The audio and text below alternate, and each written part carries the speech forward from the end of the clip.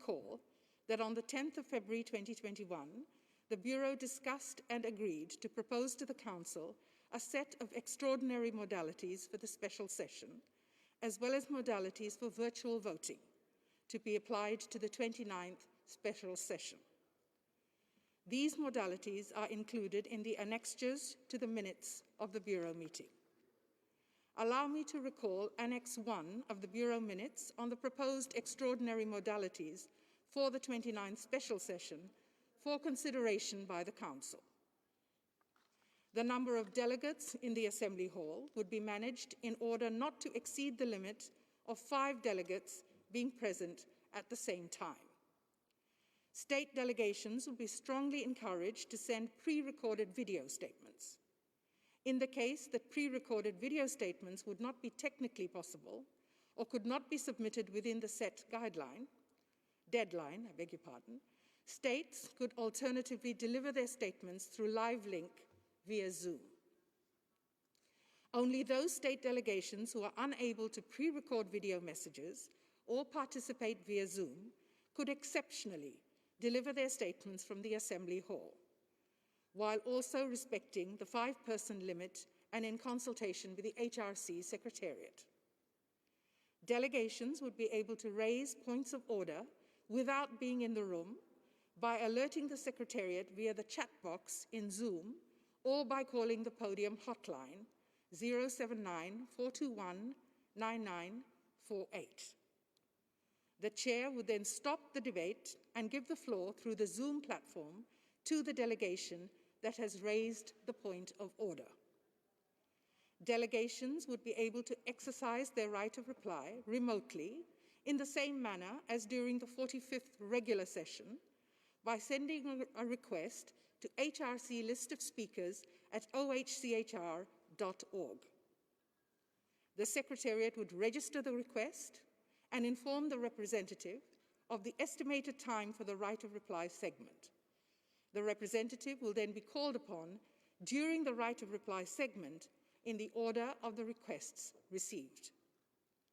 The same health and safety measures that were applied during the 45th regular session of the Human Rights Council and the 36th and the 37th sessions of the UPR Working Group would continue to be applied in a very strict manner.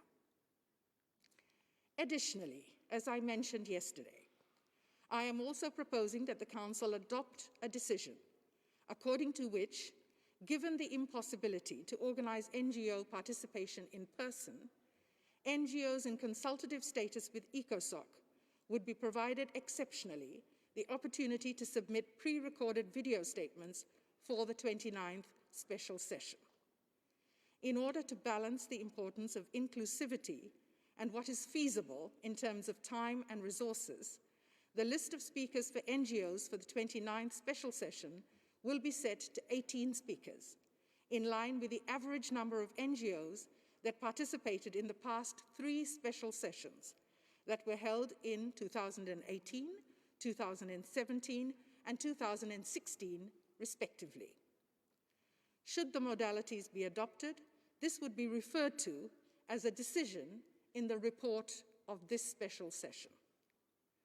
Lastly, in case there is a request for a vote, the Bureau proposes that the voting process for the 29th special session exceptionally takes the form of a virtual roll call vote via Zoom, as described in Annex 2 to the minutes of the Bureau meeting of the 10th of February 2021. The voting process will replicate as closely as possible a roll call vote organised in person with utmost care regarding security and transparency. As I mentioned yesterday at the closure of the open-ended informative consultation, I was grateful for the flexibility displayed by all speakers in considering these proposed modalities. There was a clear sense of commitment on the part of all delegations to ensure that despite the current circumstances preventing us from meeting in person, we should nevertheless continue to meet in this hybrid environment established by our Secretariat. Obviously, these proposed modalities are not ideal, but I noted that there was no alternative solution at this stage.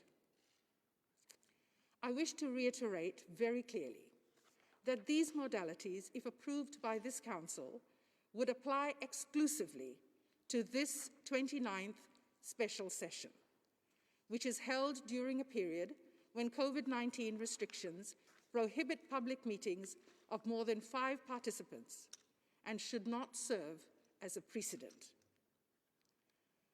Are there any delegations wishing to take the floor at this time on the proposed extraordinary modalities? Delegates who are to take the floor should wait until they have been moved into the speaker's room before beginning their statement. This is because of the short delay between the channeling of the Zoom signal to the room and the webcast. I thank you in advance for your consideration and patience. I now open the floor.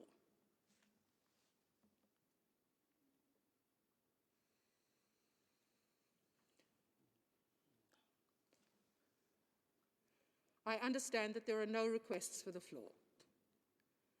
Can I now take it that the Council agrees that the proposed modalities and included decision will be applied during the 29th special session under the current circumstances? I see no objection. It is so decided. I would like to ask for your support to ensure that this special session is carried out in an efficient and dignified manner.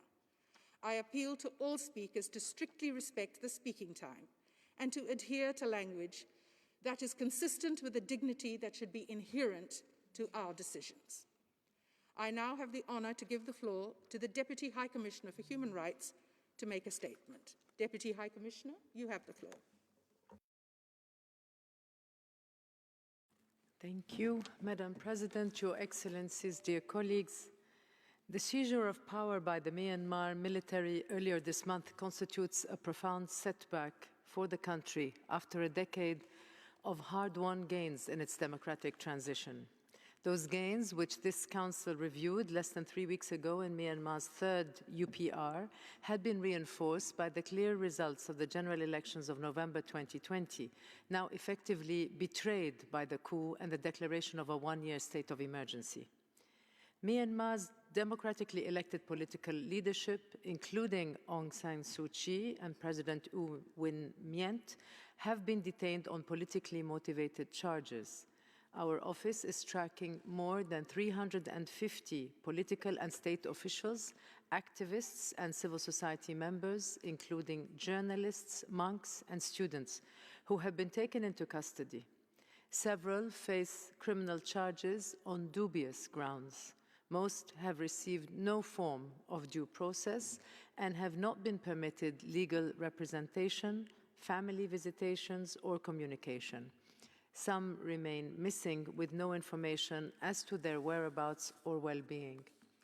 The High Commissioner and I greatly admire the conviction of the demonstrators, many of them young people and women from diverse ethnic backgrounds who have peacefully marched and participated in other activities to oppose the coup and the crackdown. It is they who represent Myanmar's future, a future of shared justice and equitably shared national wealth amid harmonious relationships between peoples and communities. The world is watching. Draconian orders have been issued this week to prevent peaceful assembly and free expression, and police and military presence on the streets has grown progressively over the last several days. Following violent clashes with police on 9 February, at least one woman is in critical condition. Pro-military and nationalist groups have also taken to the streets. Let us be clear. The indiscriminate use of lethal or less than lethal weapons against peaceful protesters is unacceptable. More violence against Myanmar's people will only compound the illegitimacy of the coup and the culpability of its leaders. Madam President, this crisis was born of impunity, long-standing lack of civilian control over the military, its disproportionate influence in the country's political and economic structures, and ongoing failure to genuinely account for crimes committed by the security forces over decades have combined to compromise Myanmar's democratization and indeed its development. For over 20 years, Successive high commissioners and many eminent experts have briefed this council and its predecessor on violations committed by the country's military, which include some of the most serious crimes alleged under international law. Lack of action to address them has emboldened military leaders and contributed to this present crisis. As this Council's own fact-finding mission warned explicitly in 2018, and I quote, that Tatmadaw is the greatest impediment to Myanmar's development as a modern democratic nation. The Commander-in-Chief of the Tatmadaw, Min Aung Hlaing, and all the current leadership must be replaced, and a complete restructuring must be undertaken to place the Tatmadaw under full civilian control. Myanmar's democratic transition depends on it, end quote. Today, the democratic crisis that the people of Myanmar face is deepened by economic disaster wreaked by the pandemic. Already, COVID-19 has had profound impact, severely taxing a fragile health system and marginal social safety nets, driving millions of people into severe financial distress. The reckless actions of the military leadership raise the specter of a reimposition of broad sanctions on the country and could threaten many years of development gains. To the international community, I express my concern that any sanctions under consideration should be carefully targeted against specific individuals who are credibly alleged to have violated people's rights. Leaders of this coup are an appropriate focus of such actions. It is of critical importance that no harm should be inflicted on the most vulnerable people in the country, and that assistance to help fight the pandemic can continue alongside humanitarian support in conflict areas. To this Council, we recommend the strongest possible call for the military authorities to respect the result of the election, to return power to civilian control, and immediately release all individuals arbitrarily detained. They should have prompt access to legal representation and medical support, and specious criminal charges should be dropped. Internet and telecommunications restrictions must be lifted to allow media freedoms and access to information through the internet. The courageous human rights defenders, civil society, and trade union movement that have emerged in recent years must be protected. Additionally, the military authorities must not be allowed to exacerbate the situation of the Rohingya people after the extreme violence and decades of discrimination that they have endured. Myanmar must fully comply with the provisional measures ordered by the International Court of Justice and move to genuinely address the root causes of conflicts in Rakhine State and other ethnic minority areas. We regret that our office has long been denied a presence in Myanmar and urge the military authorities to grant OHCHR and the Special Rapporteur on the human rights situation in Myanmar full and immediate access. To the people of Myanmar, we express our support for your rights to justice, to freedom, to democratic participation, to personal safety and security, and to peaceful, sustainable, and inclusive development. We have been greatly moved by your determination and also by the solidarity expressed by many members of ethnic groups who themselves have faced discrimination and violence. The High Commissioner and I are hopeful that from this crisis, you will be able to rebuild a country that rests on firmer democratic foundations which can ensure the equality, dignity, human rights, and the full inclusion of all in national development. And we are confident that the entire United Nations family, from its many teams on the ground to this Council and other bodies, will continue to stand together with you to uphold your legitimate aspirations for a free Myanmar. Thank you, Madam President. Thank you, Deputy High Commissioner. As per the established practice, special procedures mandate holders and other relevant officials contribute to this special session. I now give the floor to Mr. Thomas Andrews, the Special Rapporteur on the situation of human rights in Myanmar, and also on behalf of the Coordination Committee of Special Procedures. Mr. Andrews, Special Rapporteur, you have the floor. Madam President, distinguished members of the UN Human Rights Council, I'm delivering this statement on behalf of my mandate and on behalf of the Coordination Committee of Special Procedures. In light of the subject matter of this special session today, the committee has asked me to deliver our joint presentation. Madam President, thank you for convening this special and very timely session. The very act of convening this session makes an important statement of the gravity with which this Council views the coup d'etat of a duly elected government and the events that have followed. This is the 29th time that a special session of the Human Rights Council is convened. It is noteworthy that the 27th special session was also convened to focus on illegal actions taken by the Myanmar military against its own people. In that case, the mass atrocity crimes were committed against the Rohingya ethnic minority. In other words, this is not the first time that the leaders of the Myanmar military, otherwise known as the Tatmadaw, have demonstrated their cynical belief that they are above the law. It is imperative that the Tatmadaw leadership understand that the people of Myanmar and the people of the world will not let their theft of a developing democracy stand. It is equally important that the people of Myanmar understand that they are not alone. This body and the international community will stand with them at this moment of peril and need.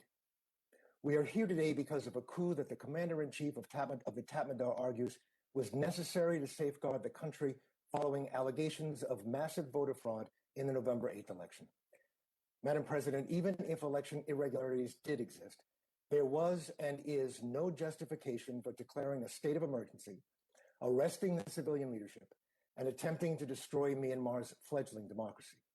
The military junta even failed to follow its own requirements for taking control of the country as specified in a constitution that they themselves drafted. The coup is truly illegal in every sense of the word. The international community must refuse to recognize this illegal regime. It is clear from my observations, consultations, and discussions, opposition to the military coup is strong, and it runs across the diversity of the Myanmar people. The footage of huge crowds of determined people of all ages and backgrounds marching in the streets of Myanmar in defense of their democracy, their human rights, and the future of their children are deeply inspiring. I have seen pictures and videos of Buddhist monks and Muslim clergy marching side by side, of civil servants from various sectors striking and marching together, of doctors and nurses, construction workers, bankers and educators, of Karen, Chin, Shan, Kachin, and other ethnic groups, of the very young and the very old, even of police crossing lines and joining the protesters. This is as united as I have seen Myanmar, and it gives me great hope. The people of Myanmar are literally standing up to the Tatmadaw, despite the knowledge of what the Tatmadaw is capable of, from the massacre of democracy advocates in decades past, to the murder of monks protesting in their saffron robes, to the recent unspeakable atrocity crimes committed against the Rohingya ethnic minority. Despite the history of brutal crackdowns and with automatic weapons now trained on them, citizen protests continue to spring up in literally hundreds and hundreds of townships, large and small, throughout Myanmar. The movement of opposition and dissent is large, and it is getting larger. The response of police and security forces to the peaceful protests of a people united has gone from restraint to intimidation to bloodshed.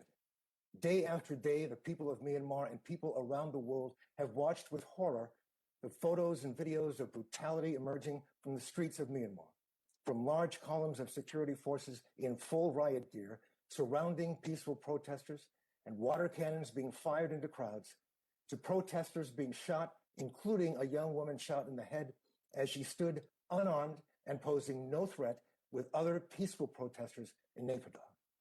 There are growing reports and photographic evidence that Myanmar security forces have used live ammunition, lethal force against protesters. This violates international law. Arbitrary detentions and intimidation are also on the rise. Not only are political leaders targets, but community and civil society leaders as well. I recently spoke to the leader of a civil society organization that is working to build social harmony and cohesion among diverse ethnic and religious communities. This apparently makes him a threat to the Tatmadaw. At 2 a.m, following the coup, police officers woke up his wife, his mother, and his 2 young children. When his wife told the officers that he was not there, he had fled his home knowing that he was a target. They interrogated her and declared that her husband would be put under arrest as soon as he was found. Based on currently available information, since announcing the coup, the junta has detained at least 220 government officials and members of civil society. They include State Councilor Aung San Suu Kyi, President U Win Myint, and members of the Union Election Commission. Many of these detentions have occurred in the dark of night and many times by plainclothes police. These actions are a violation of the basic right to be free from arbitrary arrest and detention. The military must release all of them immediately. The Myanmar military is also under increasing threat from the junta. Police beat at least one journalist. Others are reporting being harassed and targeted by police. Some have gone into hiding. The junta is instituting regulations and laws to systematically abrogate the people's rights of freedom of expression, access to information, and privacy. It has banned public gatherings of 5 or more in dozens of townships and imposed curfews from 8 p.m. to 4 a.m.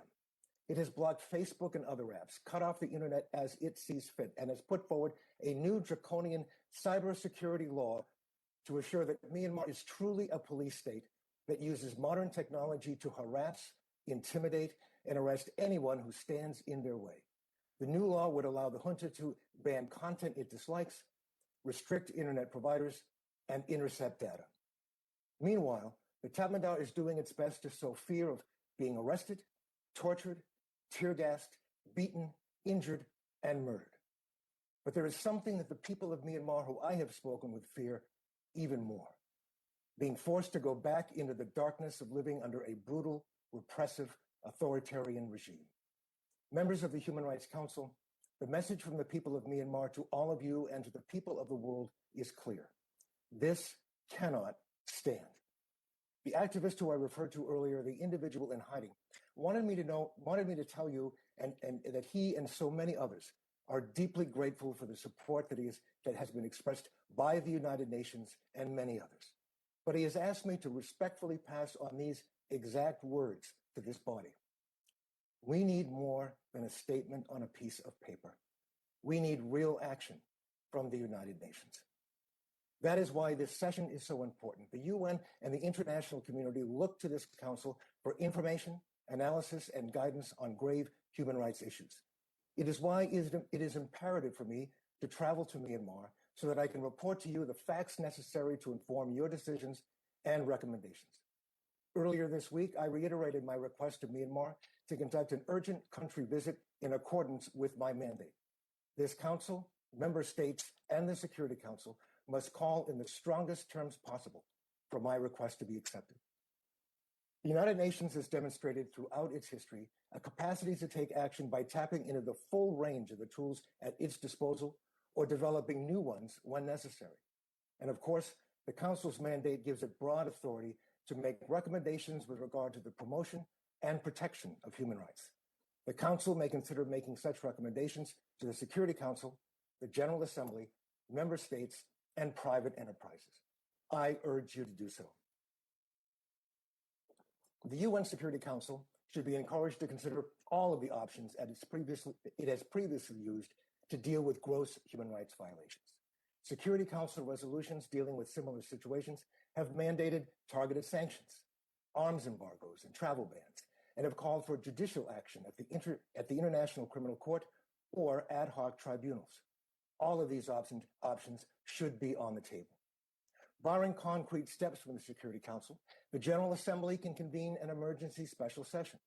During past emergency special sessions, the General Assembly has recommended actions ranging from ceasefires to arms embargoes to trade sanctions. Member states have the ability to act themselves, of course, and are beginning to do so. This week, the United States announced sanctions to target the military's financial pillars, and New Zealand imposed a travel ban on those responsible for this coup, while also ceasing diplomatic engagement. I urge other member states to take action from imposing targeted sanctions to bilateral arms embargoes to ensuring that assistance that they provide to the people of Myanmar goes to civil society organizations directly whenever possible, instead of through the junta. This council should encourage these steps. Private industry, meanwhile, has a responsibility to respect all internationally recognized human rights wherever they operate in accordance with the UN guiding principles on business and human rights. We have seen a growing list of international companies decide they will no longer do business with the junta, the Council should encourage all companies with ties to the military to suspend their relationships. Those that continue to stay engaged in Myanmar should conduct heightened human rights due diligence in meaningful consultation with all relevant stakeholders to avoid the risk of being complicit in gross human rights abuses. Private industry should also provide support to workers who may be impacted by the suspension of operations while supporting their right to oppose the coup. Madam President, I urge this body, the United Nations, and all member states to make at least 4 core demands of the military junta of Myanmar. That they release unconditionally all who have been detained. That they end the persecution and prosecution of the people of Myanmar for exercising their basic human rights. That they stand down immediately so that the duly elected government of Myanmar can begin its work. And that they return to their barracks and consent to fundamental reforms that will end the impunity of the Tatmadaw leadership while fully establishing accountability of the military to civilian control. Distinguished members of the Human Rights Council, this is a moment of great peril for the people of Myanmar. It is a moment of truth for all of us. As the people of Myanmar demonstrate their remarkable courage and resolve, let us demonstrate our support of them and the principles and values that they are fighting for. These are the principles and values that are the very foundation of this body, and they are under siege in Myanmar. Let us speak truth with clarity and force, and then let us act with and for a people in their hour of peril and need. Thank you. I thank you for your statement. We will now hear from the country concerned, and I give the floor to the distinguished representative of Myanmar. Your Excellency, you have the floor. Madam President, at the outset, I wish to congratulate you for assuming the presidency of the Human Rights Council in 2021. I also wish to express our congratulations to members of the Bureau. Madam President, over the years, Myanmar has been nurturing democratic values, establishing peace and stability, and sustainable development to the benefit of the people. In our strenuous efforts to achieve democracy, national reconciliation, peace and development, we have been engaging constructively with the United Nations and international community. With this constructive spirit, Myanmar recently participated in the 3rd cycle of the Universal Periodic Review on Myanmar at the 37th section of the UPR Working Group in Geneva on 25th January 2021. Madam President, in light of the post-election irregularities and following complex situation, Tatmadaw was compelled to take the state responsibility in accordance with the state constitution. With the Ordinance Order 1/2021 on 1st February 2021, the state of the emergency was declared for 1 year, and the legislative, executive, and judicial powers of the state were transferred by acting president to the Commander-in-Chief of the Defense Forces. The State Administration Council was formed on 2nd February 2021 with 16 members, including 8 senior military officials and 8 civilians. The Commander-in-Chief, Senior General Myint Online, served as the chairman of the council. Furthermore, the council reappointed the new chairman and new members of the Union Election Commission on 2nd February 2021. The council also retained the Myanmar National Human Rights Commission to continue their duties and responsibilities. Madam President, on 1st February 2021, the State Administration Council announced the following 5-point roadmap. 1, to carry out necessary measures, including reformation of the Union Election Commission and inspection of the voting list in accordance with the law. 2, to continue to implement preventive measures against COVID-19 pandemic with added momentum and effective ways. 3, to remedy the national economy impacted by the COVID-19 pandemic with feasible ways. 4, to attain lasting peace throughout the nation in line with the nationwide ceasefire agreement. And 5th, to convene a multi-party general election and hand over the state power to the winning party in line with the democratic norms. The State Administration Council reiterated to continue receiving displaced persons in Bangladesh in line with the bilateral agreement, as well as to resettle the internally displaced persons from the ITP camps in an instant manner. The Council also committed to continue repatriating stranded Myanmar national abroad due to prevailing challenges related to COVID-19 pandemic. Madam President, Myanmar continues to adhere to the independent, active and non-aligned foreign policy and uphold the principles of peaceful coexistence amongst nations. In our cooperation with the international and regional organizations, Myanmar will continue to cooperate with the United Nations, and our policy of cooperation will remain unchanged. On humanitarian aspect, Myanmar will extend her continued cooperation with the United Nations, ASEAN, WFP and ICRC and other development partners. Myanmar will continue to implement the Memorandum of Understanding signed between the Ministry of Labour, Immigration and Population and UNDP and UNHCR in Rakhine State. Myanmar will remain steadfast to perform her duties as a state party to the international treaties, including core human rights instruments and ILO conventions. Madam President, as a member of ASEAN, Myanmar will continue to uphold the purposes and principles enshrined in the ASEAN Charter and the Treaty of Amity and Cooperation in Southeast Asia, TAC. Furthermore, Myanmar will continue to participate in the sub-regional cooperation mechanisms, including ACMEX, CLMV, and Mekong-based cooperation mechanism. Madam President, on the fight against COVID-19, Myanmar will continue to exert utmost efforts to overcome the health and socio-economic challenges and to mitigate the negative impact on the livelihood of the peoples. Myanmar will continue to work on the existing COVID-19 vaccination program and procure the vaccines through bilateral commercial arrangements and the COVAX facility. We will also closely cooperate with the WHO and Gavi to ensure access to COVID-19 vaccines to all communities within the country. Madam President, Myanmar is undergoing the extremely complex challenges and delicate transition. We do not want to stall our nascent democratic transition in the country. We therefore look forward to receiving better understanding on the prevailing situation in the country and constructive engagement and cooperation from the international community. Myanmar will continue to engage with the United Nations towards lasting peace, stability, and sustainable development to the benefit of the people in the country. I thank you, Madam President. I thank you, Excellency, for your statement. I now turn to the list of speakers.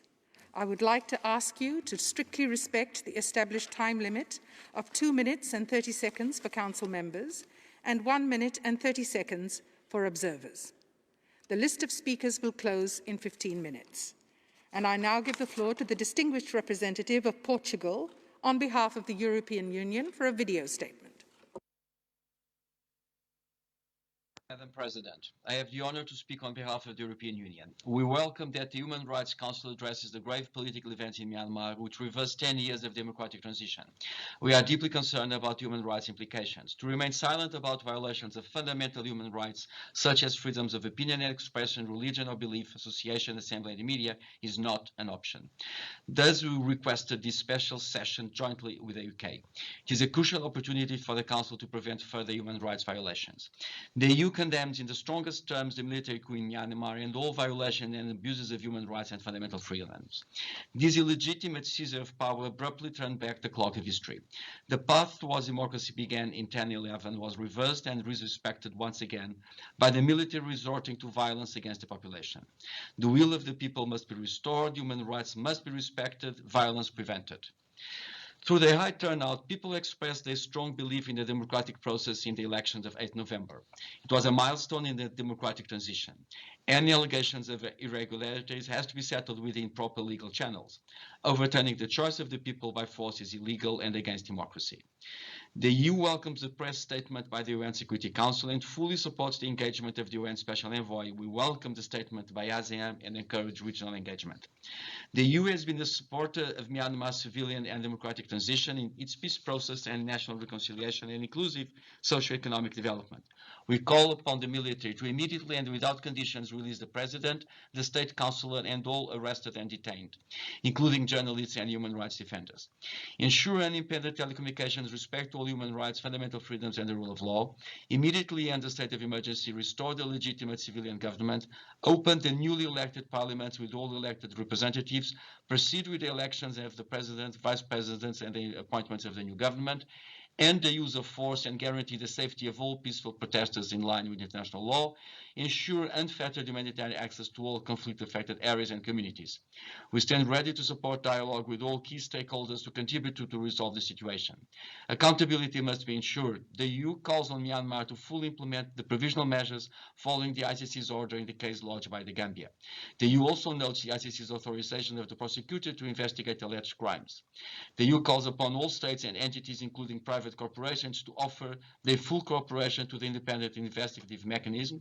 Finally, we call on Myanmar to fully cooperate and provide full access to the Special Rapporteur, the independent investigative mechanism, and the Office of the High Commissioner, and ensure humanitarian access to all parts of the country. Thank you. And I now give the floor to His Excellency, the Minister for Foreign Affairs of Denmark. Excellency, the floor is yours. Madam President, Denmark aligns itself with the EU statement. I strongly condemn the coup in Myanmar. The election result must be respected, the democratically elected government reinstated, and Parliament reconvened. This Council must now contribute to prevent further serious violations of human rights and fundamental rights. I urge the military of Myanmar to uphold its responsibility to protect human rights, particularly to respect the human rights of peaceful demonstrators, their freedom of expression, and of peaceful assembly. I also call for unrestricted humanitarian access. Denmark will suspend all direct development cooperation with the now illegitimate government. But Denmark will continue to support the civil society of Myanmar. We must stand together to put pressure on the Myanmar military to uphold its human rights obligations, to release political leaders and civil society activists, and to ensure a return to democracy. We must stand together in solidarity with the people of Myanmar. Thank you. Thank you. And I now give the floor to the United Kingdom of Great Britain and Northern Ireland for a video message from the Minister for Asia at the Foreign and Commonwealth Office. The floor is yours. Madam President, the United Kingdom condemns the military coup in Myanmar and the arbitrary detention of members of the democratically elected civilian government and civil society, including President Myint and State Councillor Aung San Suu Kyi. It's essential that Aung San Suu Kyi, Myint, and all those arbitrarily detained are released. We must receive assurances of their safety and well-being. We stand with the people of Myanmar, who are now bravely exercising their democratic right to protest this coup. Their wishes and the results of the November 2020 general election must be respected. The human rights situation continues to deteriorate. We are extremely concerned by the reports and images of violence emerging from Myanmar perpetrated by the police and military. The state of emergency imposed by the military should be lifted immediately. All actors must refrain from violence and seek dialogues towards a peaceful resolution. We continue to closely monitor the situation and call on the military to refrain from obstructing the people's access to information and communication. The United Kingdom is clear that the state of emergency and all restrictions on the rights and freedoms of people in Myanmar must be lifted immediately.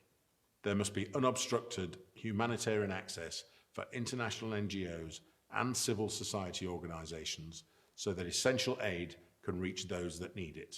The events of the past 2 weeks have shown that it is of the utmost importance that the Special Rapporteur continues to assess the situation of human rights and to provide regular updates. We call on the Secretary-General and High Commissioner for Human Rights to continue to give the Special Rapporteur their full support and press Myanmar to allow him access. We welcome the unanimous statement of the Security Council supporting Myanmar's democratic transition and the ASEAN Chair's statement, which recalls the principles of the ASEAN Charter, such as the rule of law, good governance and democracy. We encourage all partners to work constructively to prevent any further violence and seek a peaceful resolution. Thank you. Thank you. And I now give the floor to Germany for a video message. Madam President, Germany aligns itself with the EU statement. Germany condemns the seizure of power by the military in Myanmar in the strongest possible terms and is deeply concerned about the human rights implications. The overthrow of civilian rule and democracy blatantly ignores the will of the people of Myanmar, freely expressed during the November 2020 elections, and poses a serious risk of jeopardizing the country's effort to democratize during the past 10 years. The state of emergency must be lifted. All those arbitrarily detained must be released immediately, including legitimately elected political leaders, parliamentarians, human rights defenders, journalists, and activists. We appeal to the Myanmar military to refrain from all actions that lead to a further escalation, including the use of force against peaceful protesters. The grave situation in Myanmar demands an adequate response. Many options are on the table. At the same time, we should use the room for dialogue and diplomacy to involve all relevant stakeholders at the national level, in the region, and internationally. The alarming developments in Myanmar also require the urgent attention of the Human Rights Council. Together, we must speak up for the protection of all human rights, including the rights to freedom of assembly and to freedom of opinion and expression, both offline and online. We must also speak up for the prevention of violence, for the immediate release of all those detained, for allowing the democratically elected government to resume its work. The Human Rights Council must also ensure accountability for all current and future human rights violations. Germany welcomes the press statement by the UN Security Council and reiterates the Secretary General's call for the military leadership to respect the outcome of the elections and fully support the engagement of the UN Special Envoy. We reaffirm our support for the civilian government's effort to promote peace, economic development and human rights in Myanmar. Thank you, Madam President. Thank you. And we will now hear statements from delegations who will be using the Zoom platform. I would like to inform delegations that if they feel comfortable with the Zoom platform, they are encouraged to move into the speakers' room themselves once I call their names, instead of waiting for the Secretariat to move them. And I understand that the Secretariat has included instructions on how to make this move in the chat box. So I now give the floor to the distinguished representative of France, followed by Italy, followed by Indonesia. You have the floor. The distinguished representative of France.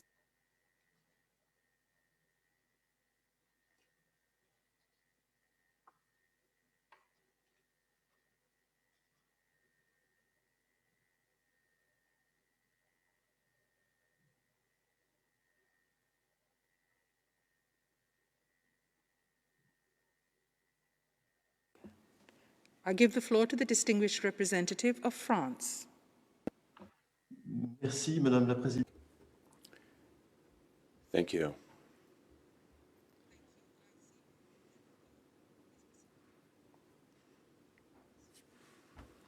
Thank you very much. France would like to thank the United Kingdom as well as the European Union for their initiative to organize this special session of the Human Rights Council, a special meeting to underline the mobilization of the international community in the aftermath of the coup d'etat of February 1st in Myanmar.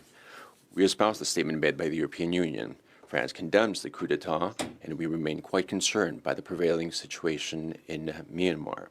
As we did from February 1st, France calls yet again to the immediate freeing, without conditions, of all those that have been arbitrarily detained as part of the coup d'etat, including State Councillor Aung San Suu Kyi, President Myint, as well as all those elected during the elections of 8 November 2020. France once again asks for the state of emergency to be there to restore the power to democratically elected government, to respect human rights and the rule of law. The outcome of the general elections of November 8, 2020 must be respected, and the Parliament of Myanmar should meet as soon as possible. France recalls its commitment to the freedom of expression, including the freedom of peaceful assembly, freedom of the press, and the personal safety of journalists, as well as all those who contribute to public debates. in Myanmar or anywhere else in the world. Restrictions imposed by the army on the freedom of expression are most alarming. The population, the civilian population, mainly journalists, should not be subjected to any kind of reprisals. France also calls for unrestricted humanitarian access so that those most vulnerable can receive assistance. And last, France recalls the order of the International Court of Justice of January 23, 2020, in application of the Convention for the Prevention and the Repression of Crimes of Genocide of 1948. Thank you. And I now give the floor to the distinguished representative of Italy. Thank you, Madam President. Italy aligns itself with the EU statement. We welcome that the Human Rights Council addresses the events that are taking place in Myanmar through the special session. Italy strongly condemns the military coup in Myanmar as it abruptly overturned the electoral will of the citizens. The military regime must immediately and unconditionally release the President of the Republic, the State Councillor, and all those who have been unjustly arrested and detained. The state of emergency must end immediately. We ask the military to abide by the principles of democracy, rule of law, and good governance, granting the respect and protection of human rights and fundamental freedoms.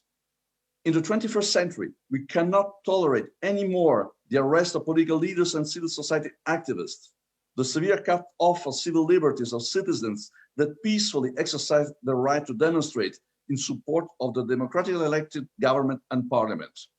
We stand in solidarity with all of them and call on security forces to refrain from further violence or excessive use of force.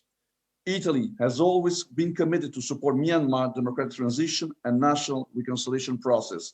We are not ready to accept the failure of these processes. This is why we call on regional and international partners to work together in the pursuit of a swift solution, and we stand ready to do our part. Thank you. Thank you. And I now give the floor to the distinguished representative of Indonesia. The floor is yours.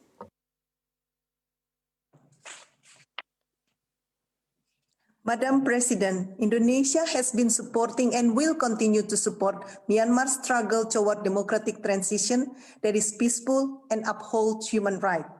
We are therefore deeply concerned over the recent political situation that has jeopardized this hard-fought gain.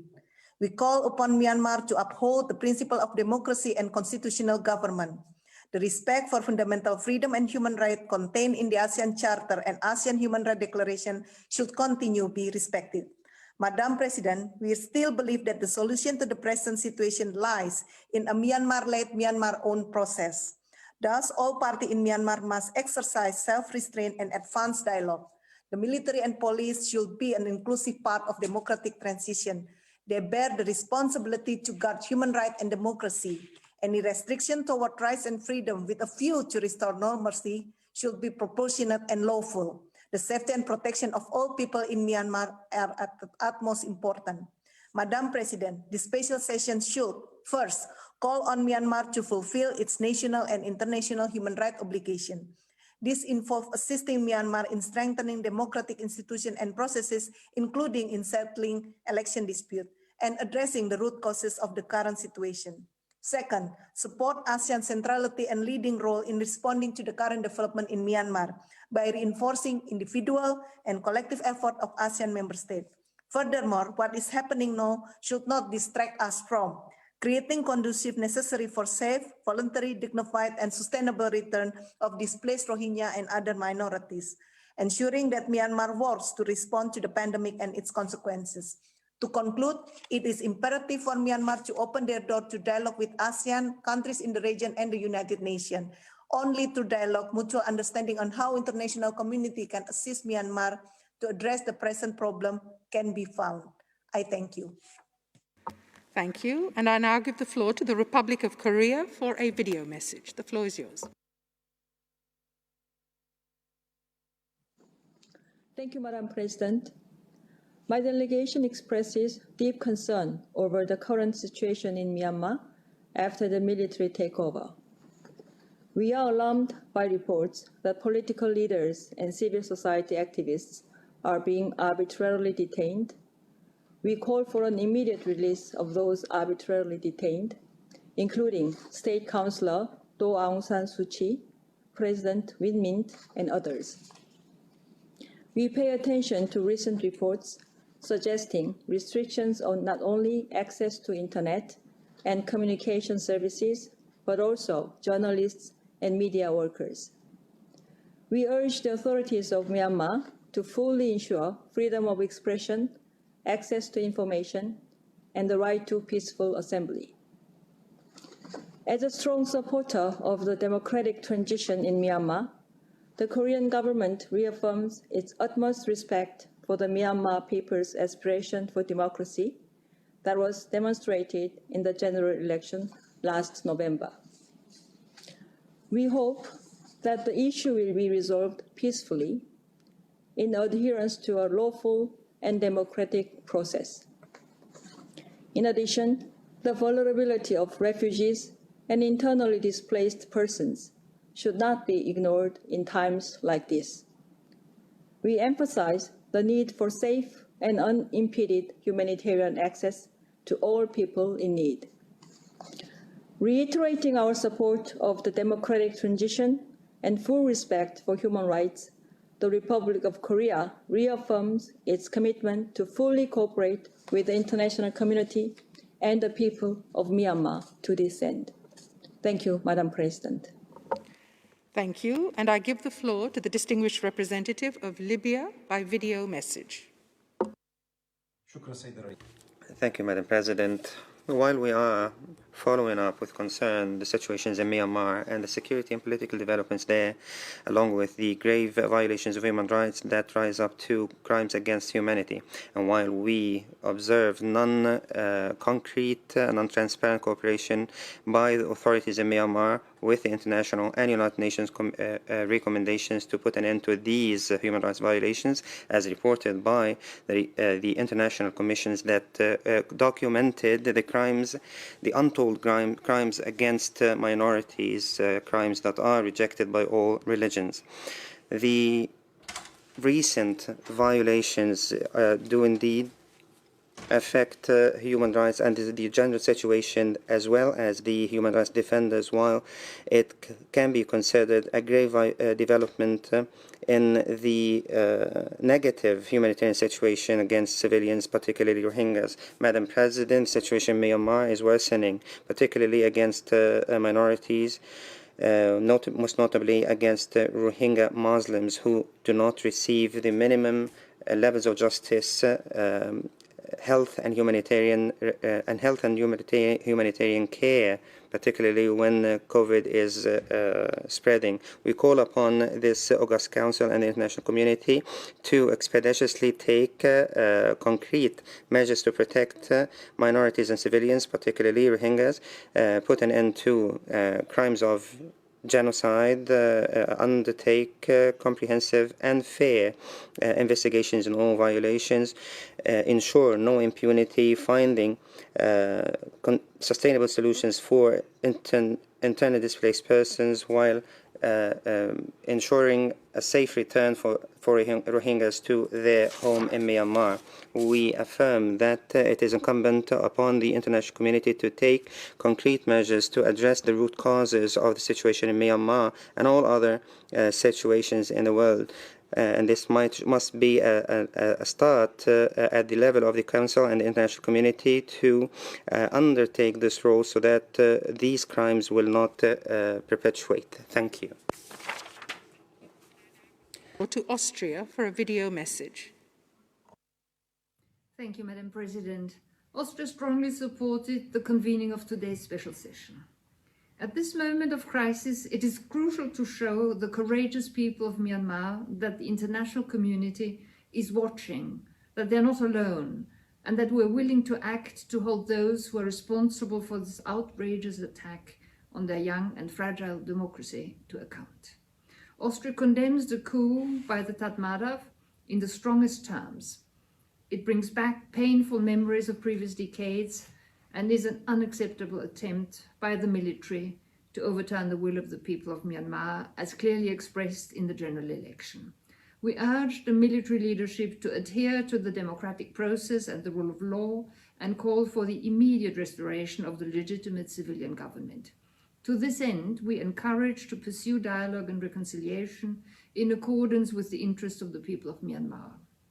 We find it extremely worrying to hear that according to latest information, at least 170 people, including political leaders, members of parliament, students, journalists, human rights defenders or artists, have been arbitrarily detained over the last days, and we call for their immediate and unconditional release. Deeply shocked about lethal incidents through live bullets fired at peaceful protesters, Austria urges the Myanmar authorities to display utmost restraint and refrain from using excessive force in all circumstances. We are also concerned by attempts of the authorities to restrain access to the internet or social media services, apparently to stifle the flow of public information. We therefore urge the authorities to guarantee the safety of all peaceful protesters, as well as the exercise of the Myanmar people's right to freedom of peaceful assembly, freedom of expression and access to information. Madam President, dear colleagues, it is important that we, the international community, stand with the people of Myanmar in this critical hour, and we therefore call upon all delegations to support and join consensus on the draft resolution to be adopted at the end of this special session. Thank you very much. Thank you. And I now give the floor to India for a video message. Madam President, I thank you for giving me the floor.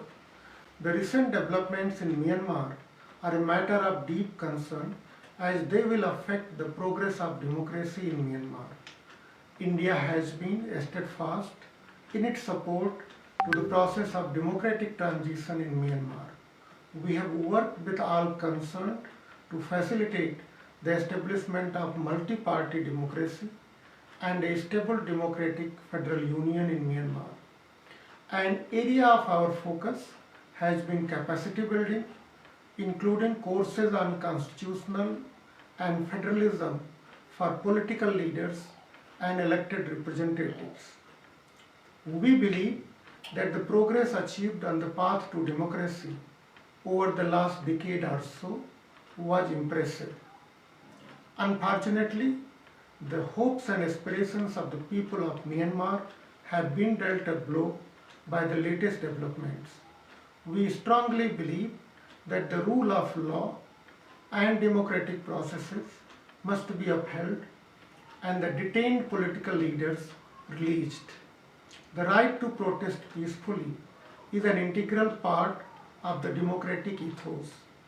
Madam President, India shares a land and maritime border with Myanmar. We have direct stakes in the maintenance of peace and stability and the development of the country. Our project and capacity building based efforts in Myanmar have aimed at socio-economic development of the country. We propose to continue with our developmental efforts so that people on the ground do not suffer. Madam President, we call on the leadership of Myanmar to work together to resolve their differences in a peaceful and constructive manner. Restoring democratic order should be the priority of all stakeholders in Myanmar. The international community must lend its constructive support to the people of Myanmar at this critical juncture. Thank you, Madam President. Thank you. And I now give the floor to the Czech Republic for a video message. Madam President, the Czech Republic aligns itself with the EU statement. Today's special session is being held because of the urgency and seriousness of the current developments in Myanmar and to examine the country's commitment to international human rights law. The Czech Republic strongly condemns the military coup and stands with the people of Myanmar. We remain supportive of the country's legitimate, democratically elected leadership and call for respect of last year's elections.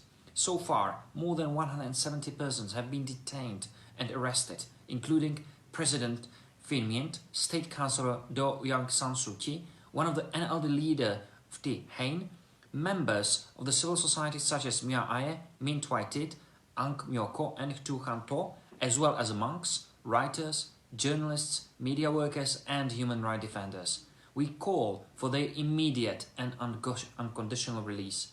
Human rights and fundamental freedoms must be respected and protected in Myanmar. Any use of force against people exercising their rights to peacefully protest and participate in public affairs across the country must be avoided. Attacks on journalists and representatives of the civil society, internet shutdowns, and targeted blockage of social media are unacceptable and must be immediately and permanently ceased. We urge the military regime in Myanmar to listen to the international pleas, accept an internal offer for mediation, fully cooperate with all UN mechanisms, enable a safe humanitarian access, and above all, respond to the will of the people of Myanmar. The presented resolution offers a good way forward. It presents an opportunity to work together in a constructive manner.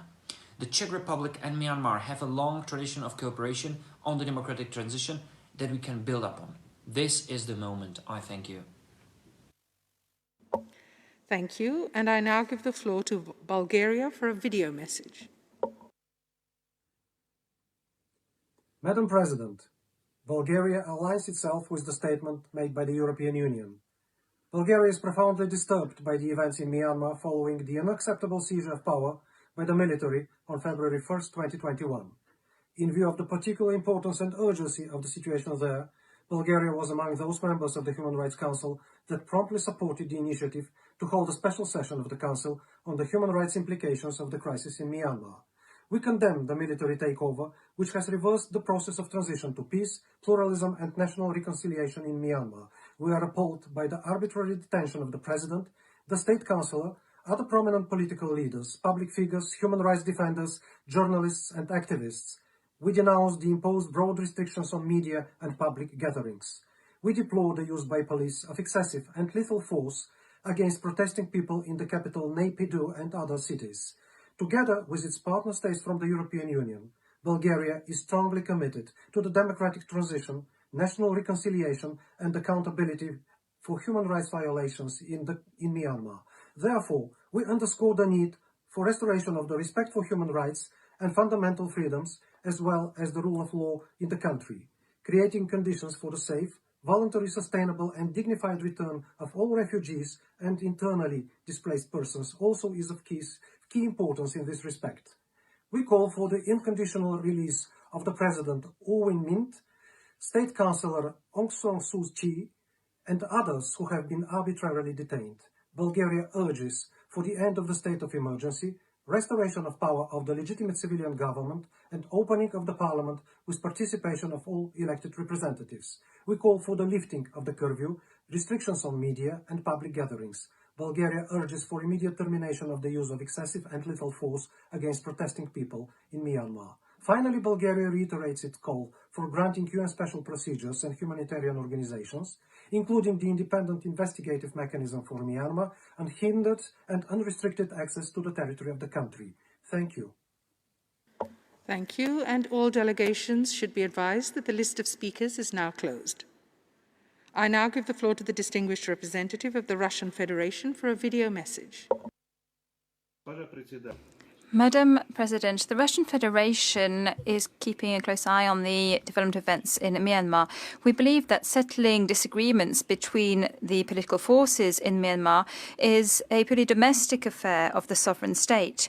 We believe that attempts to place the latest events which are linked to the declaration of a state of emergency on the human rights plane is hardly justified and very political. We would like to point out that the transfer of power to the State Administrative Council did not lead to an overhaul of the legal and institutional framework for protecting and promoting human rights. Today, as before, in the country there is a constitution, and all constitutional norms regarding political and civil rights and freedoms remain in force. We note that the interim administration, through its first executive orders, confirmed the authority of the incumbent leaders and structures of the judiciary, as well as of the Myanmar National Commission on Human Rights and the Anti-Corruption Commission. Finally, the leadership of the State Administrative Council has committed itself to holding multi-party parliamentary elections and to transferring power to the legislative and executive authorities that would be formed as a result of the vote. We welcome the fact that officially Naypyidaw has reaffirmed its commitment to its international obligations, including in the field of the protection and promotion of human rights, and its endeavours to continue cooperating with the relevant UN organisations. Madam President, issues in the field of human rights need to be addressed with the state concerned through open dialogue and cooperation. Today's special session is clearly not conducive to that. Attempts to whip up hype around the situation in Myanmar need to cease. We are convinced that the core efforts of the international community need to be aimed not at unbridled criticism, but at providing practical assistance to the new authorities in Myanmar to fulfill their obligations, including in the field of human rights. Thank you. Thank you. And I now give the floor to Poland for a video message. Madam President, Poland aligns itself with the EU statement and would like to deliver comments in its national capacity. The situation unfolding in Myanmar calls for the utmost attention of the Human Rights Council. Poland deeply regrets that the state of emergency was imposed by the military, followed by arbitrary detention of democratically elected members of the government, human rights defenders, journalists and others who peacefully protest on the streets of Myanmar. In strongest terms, we condemn the use of violence against peaceful protesters exercising their fundamental rights. We call on the military to refrain from any further internet shutdowns and network disruptions that are in direct breach of international law and increase the atmosphere of fear in the country. Madam President, in November last year, the people of Myanmar expressed their will in the general elections. Yet the democratic transition of Myanmar is now in great jeopardy after the removal of democratically established government. Poland called for the legitimate government to be restored and the state of emergency ended. Poland stands in solidarity with the people of Myanmar who are yearning for freedom and democracy and defend their basic human rights. We demand that the Myanmar military takes immediate steps to respect and protect human rights and fundamental freedoms, such as freedom of opinion and expression, freedom of religion or belief, as well as freedom of association and assembly in accordance with international human rights law. We further urge the Myanmar military to fully cooperate with the established UN human rights mechanism to immediately and unconditionally release all those arbitrarily detained and to refrain from violence against peaceful protesters. I thank you. Thank you. And I now give the floor to Brazil for a video message. Madam High Commissioner, Madam President, distinguished delegates. The situation unfolding in Myanmar in the past 2 weeks raised deep concerns in all countries that cherish and uphold democratic values. Brazil regrets the imposition of the state of emergency on February 1st and calls for the immediate reinstatement of the legitimate government and the parliament elected by the people of Myanmar in November 2020. Brazil is concerned about the actions taken to suspend telecommunications and curb online freedoms, curtailing the ability of people to express their views and exchange ideas online is a serious assault on the right to freedom of speech and of the right to peaceful protest. We call on the immediate end to restrictions on the internet and telecommunication. In spite of the challenges on the ground, we have seen peaceful demonstrations taking place in Myanmar, and this is a testimony to the strong desire of the people to protect and safeguard their freedoms. We urge the Myanmar security forces to refrain from using violence against peaceful demonstrations. This past January, during Myanmar's UPR, Brazil recommended that the country's government strengthen policies and institutions to promote and protect the rights of minorities, particularly on the issue of displaced persons among the Rohingyas. The events that unfolded since February 1st aggravated our concerns regarding the rights of minorities and displaced persons. As a member of the International Religious Freedom or Belief Alliance, Brazil calls for the full respect for the Rohingya refugees being repatriated to Myanmar. Brazil supported the proposal to convene this special session, and we will vote in favor of the resolution on the human rights implications of the crisis. We reiterate the calls by the international community for the prompt restoration of democratic order in Myanmar.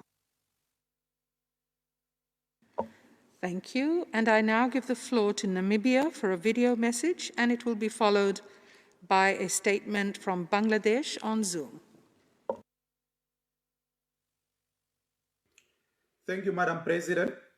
Namibia commends the EU and the UK for their leadership, which has enabled us to convene, discuss, and take appropriate action on the alarming prevailing situation in Myanmar, which is, among other things, marked by the removal of a democratically elected government, the detention of political leaders and activists, as well as restrictions of freedom of expression. Namibia is deeply concerned about reports regarding the use of lethal force by the Myanmar military against unarmed peaceful protesters, and we therefore join the international community by calling on the military to immediately and unconditionally release the political leaders and all other persons who have been arbitrarily detained. We further call on the Myanmar military to fully respect all human rights and fundamental freedoms, including the rights to freedom of expression and peaceful assembly. The military must exercise restraint in its response to ongoing protest.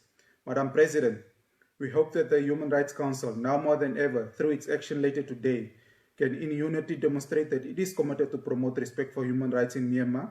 Namibia, as a member of this Human Rights Council, will play its part by supporting the request to enhance the monitoring and reporting mandate of the Special Rapporteur on Myanmar. I thank you, Madam President. Thank you. And I now give the floor to the distinguished representative of Bangladesh. The floor is yours. Thank you, Madam President. Madam President, Bangladesh remains a strong advocate for democracy and democratic values. We hope that the democratic process and the constitutional arrangements will be upheld in Myanmar. The restoration of peace and stability in Myanmar is not only vital for the country itself, but also for the other countries of our region. Madam President, we are concerned with the situation of human rights of the minority communities in Myanmar, including the Rohingyas, who have been facing decades of repression, discrimination, and persecution. We believe that full and effective implementation of the recommendations of the Advisory Commission on Rakhine State, including the establishment of a clear pathway to citizenship of the Rohingyas, would be crucial to solve the lingering Rohingya issues. Equally important would be to ensure accountability and justice for the massive violations of human rights of the Rohingyas. We have been trying hard with Myanmar to commence repatriation of the forcibly displaced Rohingyas sheltered in Bangladesh to Myanmar in a safe, secure, and dignified manner. We expect that the process would be expedited in order to achieve a durable solution to this human rights and humanitarian crisis. The international community should assist us through their constructive engagement in the repatriation process. I thank you. Thank you. And I now give the floor to the distinguished delegate of Mexico by video message.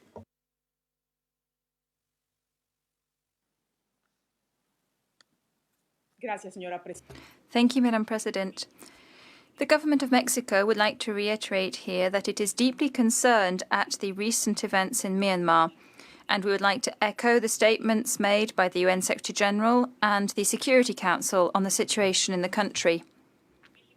Mexico is convinced that democracy, the respect for human rights, the rule of law, and inclusive dialogue are the only ways to achieve peace and prosperity.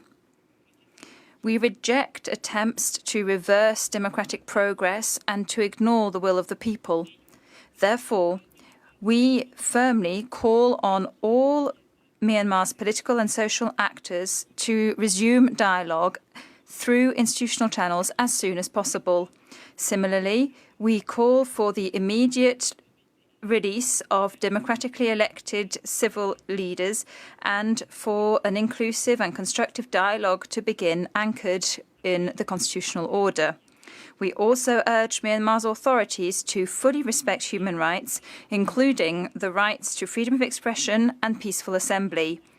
We also urge them to refrain from using force against peaceful demonstrators. The different bodies of the United Nations, including this Council, must continue to support the democratic transition in Myanmar and to contribute to the upholding of democratic institutions and processes. We trust that the Office of the High Commissioner for Human Rights and the Special Rapporteur on the situation of human rights in Myanmar will, within their respective mandates, continue to monitor the situation and to report back to this Council regularly. We also urge the Myanmar authorities to cooperate in a committed manner with these and other international and regional human rights mechanisms and to grant them access to their territory. Thank you very much. Thank you. And I now give the floor to Argentina by Zoom, followed by Venezuela by video message, followed by China by Zoom. Presidenta. Thank you, Madam President. Argentina would like to express its deep concern at the disruption of the institutional order in Myanmar and the negative impact this is having on human rights. From the recent arbitrary detentions of political leaders, members of parliament, human rights advocates, journalists, activists and others, to the restrictions placed on information and freedom of expression, including internet and social networks, and restrictions on the right to peaceful assembly, amongst other things. We call for the results of the elections of the 8th of November to be respected, for those who have been arbitrarily detained to be released, and for the constitutional order, the rule of law, and democratic institutions in Myanmar to be respected. We also urge Myanmar's military leaders to fully abide by international human rights law and to refrain from any unnecessary or excessive use of force. We also urge them to cooperate in a constructive fashion with the human rights protection mechanisms established by this Council. Finally, we urge the international community to monitor the situation that Myanmar is going through in these difficult times. And as the High Commissioner for Human Rights recently said, we need to avoid the fragile democratic progress and human rights achievements by Myanmar from being rolled back. Thank you very much. Thank you. And I now give the floor to the distinguished representative of Venezuela. Gracias, señor. Thank you, Madam President. Once more, we have to take part in a special session of this Council convened by some delegations against a country of the Global South. We regret that the situation that the Republic of Myanmar is currently living through is as it is, but without going into any valued judgments, we are concerned that the draft resolution put forward by the sponsors of this special session contains unverified information, including allegations which have not been fully verified. The sources have not been verified, and therefore that creates doubt and uncertainty. Generally, and over and beyond the ends pursued by this extraordinary mechanism of the Council, some of the states interested in organising these special sessions are continuing their attempt to politicise the work of the Human Rights Council. Venezuela is a peace-loving country, and we are committed to international solidarity and cooperation, and we will continue to oppose any initiatives that undermine the fundamental principles enshrined in the UN Charter. Therefore, we will continue to defend respect for sovereignty, integrity, independence, and non-interference in the internal affairs of states, as well as the free exercise of the right to self-determination by people. Madam President, we call for dialogue and understanding for the rights of all the citizens of Myanmar. We call for political stability within the country and the region. That is why it is important to build solidarity, trust, international commitment in accordance with the decisions taken by Myanmar. We believe that Myanmar will place the aspirations and best interests of its people first and will navigate its differences through dialogue within the legal framework that is in place, thus safeguarding political and social stability within the country. We would like to support any initiative that contributes to lasting peace and security in Myanmar and efforts aimed at finding a political solution that will lead to national reconciliation there. We are convinced that political dialogue is the only way for solving disputes and that the people of Myanmar, as a sovereign people and with the support of the international community, needs to overcome the difficulties. Thank you very much. Thank you. And I now give the floor to China on Zoom, followed by Japan on Zoom, followed by Nepal on Zoom. The floor is yours, China.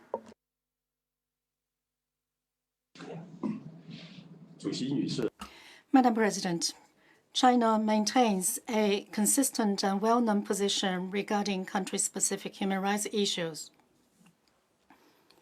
Based on this position, China is not in favor of holding this special session by the Human Rights Council. What happened in Myanmar is essentially Myanmar's internal affairs. What is urgently required now is for the international community, on the basis of respecting Myanmar's sovereignty, political independence, territorial integrity, and national unity, help all parties concerned in Myanmar to engage in dialogue and reconciliation in accordance with the wishes and the interests of the Myanmar people, and support the ASEAN, the UN Secretary-General's Special Envoy on Myanmar and his office in their mediation efforts. The President's press statement issued recently by the Security Council reflects this spirit. The actions of the Human Rights Council should also contribute to Myanmar's political and social stability and help solve the key problems rather than intensify conflicts and further complicate the situation. As a friendly neighbor, China hopes that all parties in Myanmar will put the will and the interest of the Myanmar people at first, properly handle differences within the constitutional and legal framework through dialogue, and maintain political and social stability. China is in contact and communication with relevant parties in Myanmar to promote the relaxation and the return to normal of the situation. We also welcome and support regional countries and ASEAN to make positive contributions to this end. Thank you, Madam President. Thank you. And I now give the floor to Japan.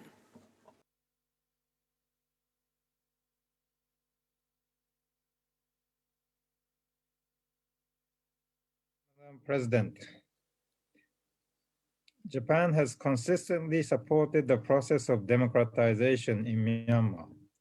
Japan has grave concerns over the seizure of power by the military on February 1st and the detention of the democratically elected president. This goes against the process of democratization. Japan is also seriously concerned about the rising political tensions and strongly urges the military and other security forces to immediately halt the use of force and other violent acts against the public. Japan also strongly urges the Myanmar military to release all those detained, including State Councillor Aung San Suu Kyi, and immediately restore the democratic political system. Japan strongly hopes the government democratically elected by the people of Myanmar will be swiftly reinstated. In this regard, Japan will continue to proactively and constructively engage in towards the improvement of human rights and humanitarian situation in Myanmar in close cooperation with the international community. Thank you, Madam President.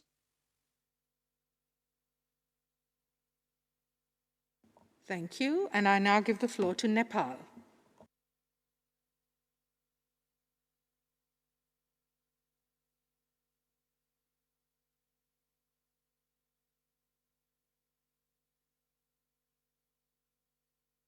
Nepal, you have the floor. President. Yes, Ambassador. We can see you and we can hear you. Thank you. Madam President, we appreciate for the arrangements made for convening this special session. Nepal has been closely following the recent developments in Myanmar. Safety and well-being of detained civilian leaders, including President U Min Myint and State Councillor Daw Aung San Suu Kyi, is a matter of concern. We call for their immediate release.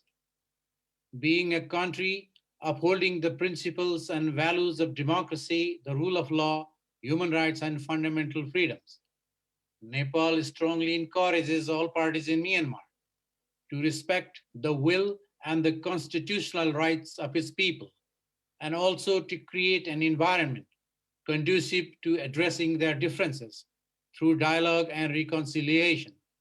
We call upon Myanmar to restore democratic and constitutional process at the earliest. I thank you. Thank you. And I now give the floor to the Netherlands for a video message.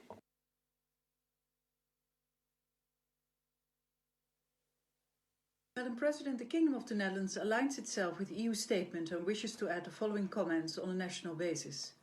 On the 8th of November 2020, the people of Myanmar overwhelmingly voted in favor of the country's nascent democracy and not for the return of military rule.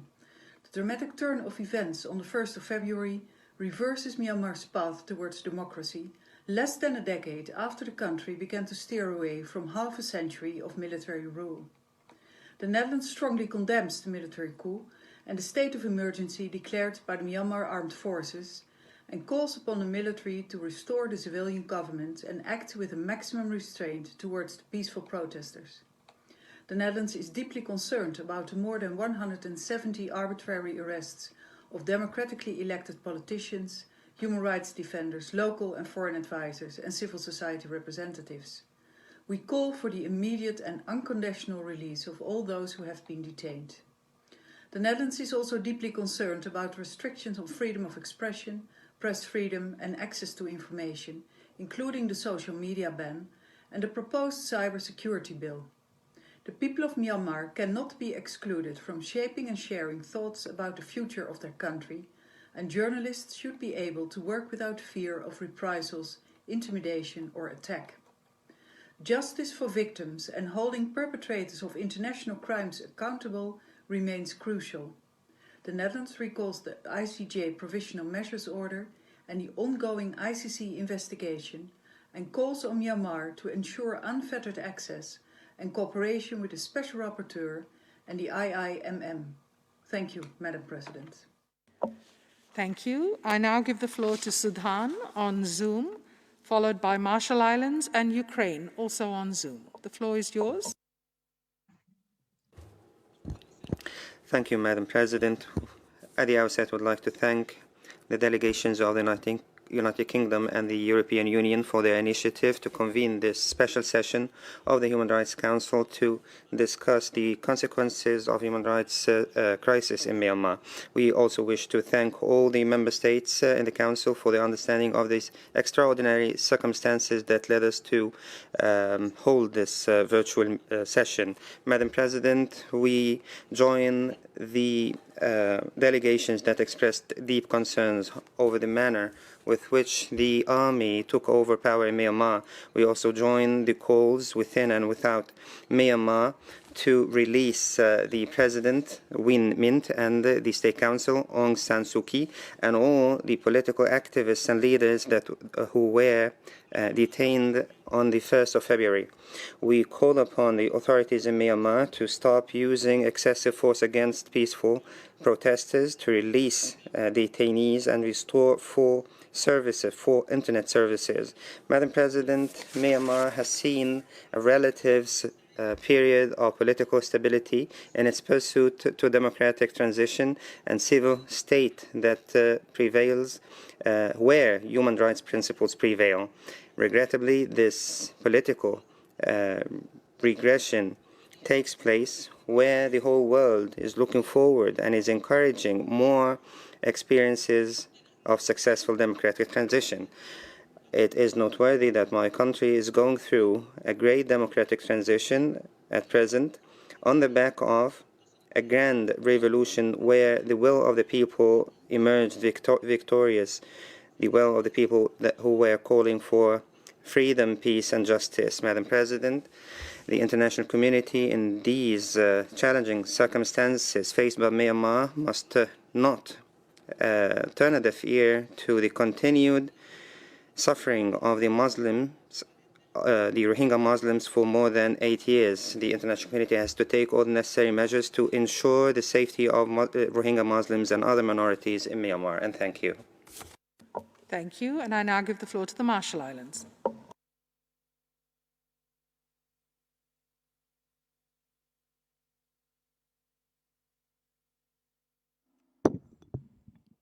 Marshall Islands, if you could unmute.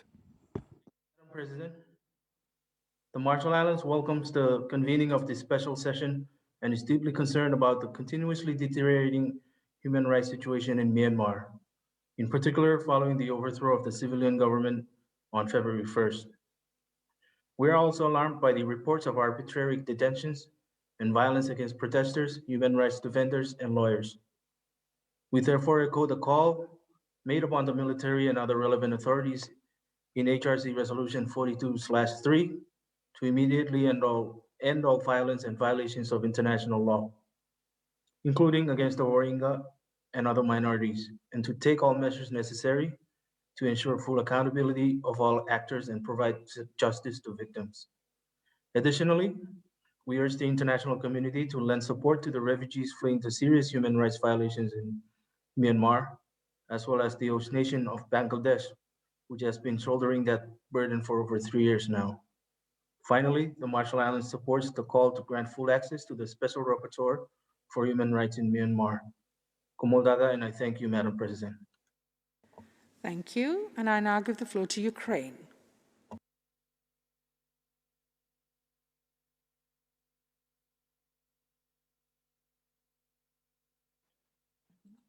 Ukraine, you have the floor. Madam President, Ukraine is deeply concerned about the situation in Myanmar in the wake of overturn of a democratically elected civilian government. Detention of the political leaders, human rights defenders, and media workers, as well as imposition of the state of emergency, are alarming. We call for the return to the rule of law and respect for human rights in Myanmar. We regret disturbing reports of reprisal and crackdown on the civil society, as well as shutting the communication networks and internet connectivity.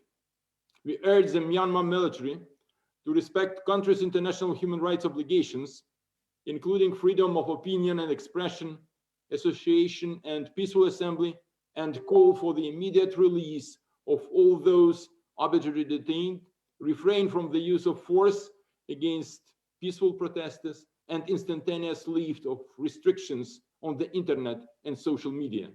We echo the UN Secretary General's call on all leaders to act in the greater interest of Myanmar's democratic reform, engaging in meaningful dialogue, refraining from violence, and fully respecting human rights and fundamental freedoms.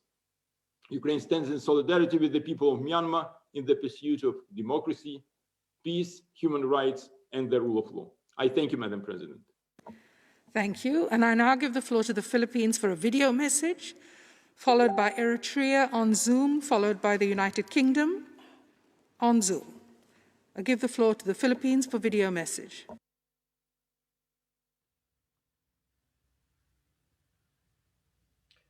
Madam President, the Philippines has been supportive of Myanmar's progress towards a fuller democracy, cognizant of the Army's role in preserving its territorial integrity and national security, as well as the unifying role of Daw Aung Suu Kyi in the history of the country and army her father founded.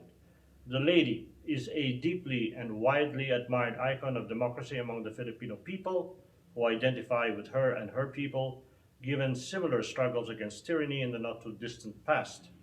Struggles that culminated in the complete restoration of democracy by unprecedented and entirely domestic efforts that inspired similarly successful efforts in the rest of the Cold War world. It has called for the complete restoration of the status quo ante, on which the full realization of this democratic process can only be achieved. Myanmar made important strides towards democratization in the past decade with the political presence of Daw Aung San Suu Kyi, constitutional constraints on her political role notwithstanding. This was clear in Myanmar's engagement in the Universal Periodic Review last month. The Philippines will settle for nothing less than and nothing else but the complete restoration of the status quo in which Myanmar had made so much progress. As a sovereign country in a world of sovereign states, the Philippines cannot stress strongly enough the primacy of national internal efforts towards democratic reforms, and never by the imposition of foreign solutions, whether in regional or multilateral contexts, including through this Council. We reaffirm our support of the sovereignty and territorial integrity of Myanmar. Thank you, Madam President. Thank you, and I now give the floor to Eritrea. The floor is yours.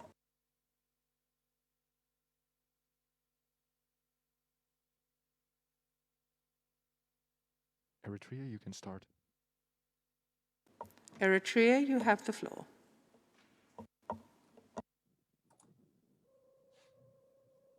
Thank you, Madam President.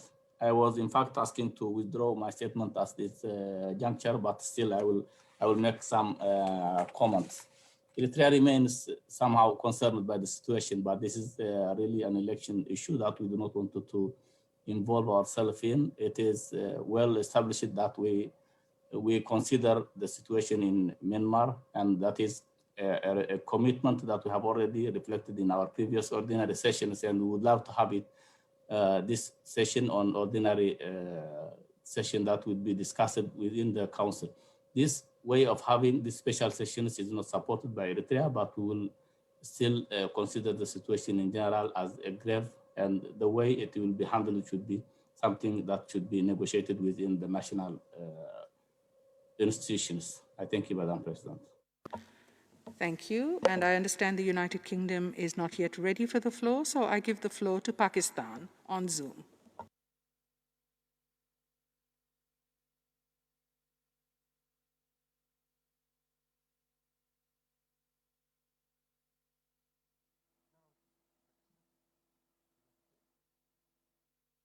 Ambassador, we can't hear you. Could you just check if you have switched your mute button on? We can see you, but we can't hear you.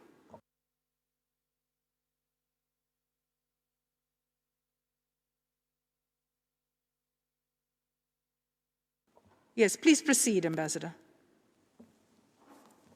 Please go ahead.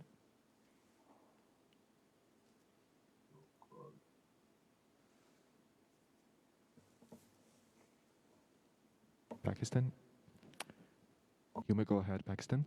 Your Excellency, you have the floor. Can you hear me? Yes, we can hear you, Ambassador. Please proceed. Thank you, Madam President. Pakistan continues to follow the situation in Myanmar and its human rights consequences on Rohingya Muslims with concern. We urge all parties involved to exercise restraint, uphold the rule of law, and work towards an early return to democratic setup. It is important to respect the aspirations of the people of Myanmar, especially the Rohingya Muslims. We support the role of regional organizations, especially ASEAN, in facilitating the reconciliation process in the country. Madam President, Pakistan has consistently called for dialogue and engagement to address human rights concerns. We have always advocated ownership of the country concerned in promoting and upholding respect for rights and freedoms. Even as we underscore these principles, we are concerned over the sustained pattern of systematic and continued violations of human rights, as is evident in the case of Rohingya Muslims. We are deeply concerned over the risks of the recent political crisis aggravating the already precarious situation for the Rohingya Muslims. A meaningful national dialogue and reconciliation is critical to addressing the systemic discrimination against Rohingya Muslims and other minorities. The safe, voluntary, dignified, and sustainable return of displaced persons, including the Rohingya Muslims, to their homeland is also a priority area. We call for an end to years of organized violence, hate speech, and intimidation against them. The fundamental rights, including the voting rights and right to citizenship of the Rohingya Muslim, must be granted without delay. This Council and the Organization of Islamic Cooperation have repeatedly called for ensuring the fundamental rights of Rohingya Muslims, including self-identification by reviewing the discriminatory citizenship law. We reaffirm the urgency of these calls. I thank you, Madam President. Thank you. And I now turn to observers of the Human Rights Council, and I give the floor to Canada. You have the floor.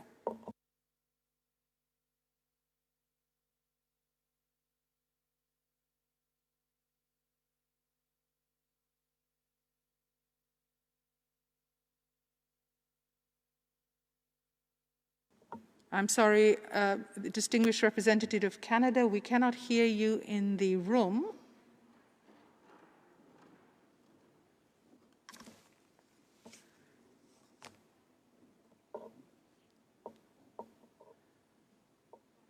If you just give us a minute to fix this, please.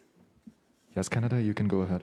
Yes. Please proceed. And if you could start from the beginning again. Thank you. Canada, you have the floor. Thank you. Condemns in the strongest possible terms the military coup in Myanmar and the detention of the president, state councillor, senior civilian government leaders, and journalists and civil society representatives across the country. We reject the military's baseless claims of large-scale election fraud, which have been used as the pretense for a complete seizure of power from the democratically elected civilian government. The military's actions demonstrate blatant disregard for the will of Myanmar's people and risk further damaging decades of hard-earned civil and political rights, as well as the progress made towards inclusive democracy and peace. We are already seeing a rollback of civil rights, including attempts to restrict the mobilization of peaceful protests through the use of partial and complete internet and social media shutdowns. Canada calls on the military to remove all restrictions on civic space online, uphold the rights of peaceful assembly and freedoms of association and expression, and refrain from all forms of violence against peaceful protesters. We also call for unrestricted humanitarian access to support the most vulnerable, including the Rohingya and other conflict-affected populations. The military must release all detainees and restore the democratically elected government. Human rights defenders and others exercising their rights must be protected. Canada stands with the people of Myanmar who continue to strive towards long-lasting peace and inclusive democracy. Thank you, Madam President. Thank you. And I now give the floor to Sierra Leone on Zoom.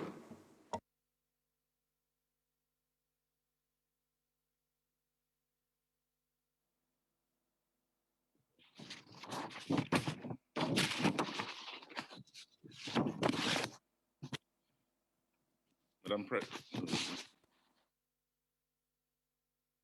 Please proceed. We can see you and we can hear you. Please proceed. Madam President, Sierra Leone welcomes the convening of the special session on the human rights implications of the crisis in Myanmar and thanks the European Union and the United Kingdom for the initiative. The general election on 8th of November 2020 marked an important milestone in Myanmar's democratic transition, and the people of Myanmar expressed their will and strong belief in the democratic process. It is against this background that Sierra Leone condemns in the strongest possible terms the military coup of 1st of February 2020. My delegation strongly condemns the arbitrary detention of the democratically elected members of the government, including President Myint and State Councillor Aung San Suu Kyi, political leaders, human rights defenders, journalists, media workers, foreign experts, and others. We call upon the military to immediately and without conditions release the president, the state councillor, and all persons detained following the military coup and restore the civilian rule. Madam President, Sierra Leone believes that this special session is timely and consistent with the mandate of the Council in preventing human rights violations and responding promptly to human rights emergencies, as expressed in Resolution 4531 of 7 October 2020, which my delegation co-sponsored. Sierra Leone therefore strongly encourages dialogue and reconciliation among all stakeholders and the safe, voluntary, and dignified return of all displaced persons, including the Rohingya and other minorities.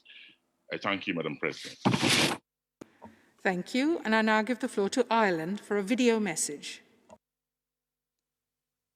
Madam President, Ireland aligns with the EU statement. We welcome this special session on the coup in Myanmar and the urgent human rights situation in the country.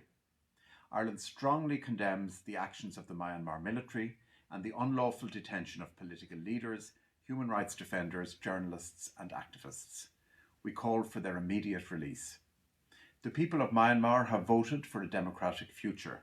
It is essential now that all parties demonstrate full respect for the results of the democratic elections held in November 2020. The security forces must respect freedom of association and freedom of expression and the right of the people of Myanmar to protest peacefully. We further call for meaningful engagement by all parties for the extension of existing ceasefires within Myanmar so that the important steps taken towards sustainable peace and national reconciliation are not undermined. The actions since the 1st of February have increased pressure on people already in vulnerable situations, including the Rohingya and other minority populations. It is essential that vital supply lines for humanitarian assistance remain open and that there is unimpeded access for humanitarian aid to people in need across Myanmar. Thank you. Thank you. And I now give the floor to Norway for a video message. President, we welcome the opportunity to discuss this urgent matter. Norway strongly condemns the military coup in Myanmar. We call for the immediate release of detained members of the democratically elected civilian government, members of civil society and human rights defenders. We are deeply concerned about limitations placed on internet and media access in Myanmar. Freedom of expression and media freedom are fundamental rights in themselves and also prerequisites for uncovering human rights violations. Journalists detained in the wake of the coup must be released. We strongly urge the authorities to cease all interference in the work of journalists. We call on the authorities in Myanmar to ensure the full protection of all civilians without discrimination. The rights of ethnic and religious minorities, including the Rohingya people and other internally displaced persons, must be protected. We strongly urge the military to refrain from violence and ensure people's right to assembly and peaceful protest. Norway continues to stand by the people of Myanmar in their aspirations for democracy, human rights, and the rule of law. Thank you. Thank you. And I give the floor to Botswana for a video message. Madam President, today marks the third in the history of this Council that a special session has been convened specifically to address the human rights situation in Myanmar. The violations still relate to the rights of citizens to freely choose their elected representatives, their right to freedom of opinion and expression, peaceful assembly and association. Botswana notes with great concern this deteriorating human rights situation and urges Myanmar to fully cooperate with the relevant agencies to ensure unhindered humanitarian access to all people who may need it, including in the Rakhine state. We strongly urge security forces to refrain from perpetrating any form of acts of systematic, targeted and deliberate human rights violations and abuses. We hold the view that democratic values, including the right to vote, the rule of law and good governance are sacrosanct, and we will speak against their violation, as happened in Myanmar on the 1st of February 2021, when the military seized power despite a democratically chosen government being in place. We note with concern reports of arbitrary arrest of high-level politicians and protesters, enforced disappearances, restrictions on the work of civil society and journalists, media platforms, including internet and social media. As the global body mandated with the responsibility for the protection of human rights, we must act with the agency that this crisis deserves through the outcome resolution that we will adopt later today. The international community must ensure that when the situation normalizes, we strengthen efforts toward rebuilding democratic institutions and values in Myanmar to avoid the recurrence of such unacceptable events. I thank you. Thank you. And I now give the floor to Malaysia for a video message. Madam President, Malaysia continues to follow closely the developments in Myanmar. Malaysia calls on all parties to give utmost priority to the maintenance of peace and security. We reaffirm our strong support for Myanmar's democratic transition, peace process, and inclusive economic development. We call on all parties to uphold and respect democratic institutions and processes, the rule of law, human rights, and fundamental freedoms, including the right to peaceful assembly and freedom of expression. We urge all parties in Myanmar to exercise self-restraint and resolve their disagreement in a peaceful manner through dialogue and established legal mechanisms. Malaysia supports efforts to reconcile the differences among Myanmar's leaders to avoid adverse consequences to the people and the state of Myanmar. Malaysia sincerely hopes that an amicable solution that upholds the will and aspiration of the people will be pursued promptly. Malaysia will continue to play a constructive role to ensure peace, stability, and prosperity of ASEAN, which are essential for the region's progress. Thus, Malaysia and Indonesia have agreed to pursue an ASEAN meeting to engage constructively with Myanmar. Malaysia calls on Myanmar to remain resolute in delivering its commitment to begin and ensure effective repatriation of the displaced Rohingyas and protect their human rights. The international community must continue to support all efforts towards their safe, voluntary, dignified, and sustainable repatriation. The full version of this statement is on Astronet. Thank you. Thank you. And I now give the floor to Lithuania for a video message. Thank you, Madam President. Lithuania aligns itself with the EU statement. We strongly condemn the recent military coup in Myanmar and the arbitrary detention of the Myanmar State Councillor Aung San Suu Kyi, President Myint, elected lawmakers, officials, and activists. Lithuania calls upon the Myanmar military leadership to end the state of emergency, to restore power to the legitimate civilian government, to release all those arbitrarily detained, to stop violence against demonstrators, and fully respect and protect human rights, fundamental freedoms, and the rule of law. People of Myanmar must not be subject to repressions. Lithuania is particularly concerned about the restrictions on information flows, including internet shutdown, targeting of the media, and journalist harassment. We urge Myanmar to fully cooperate with the UN human rights mechanisms, including Special Rapporteur on Human Rights in Myanmar and IIMM. Lithuania welcomes the timely convocation of this special session and supports the draft Council resolution on human rights implications of the crisis in Myanmar. Thank you. Thank you. And I now give the floor to Ecuador by Zoom.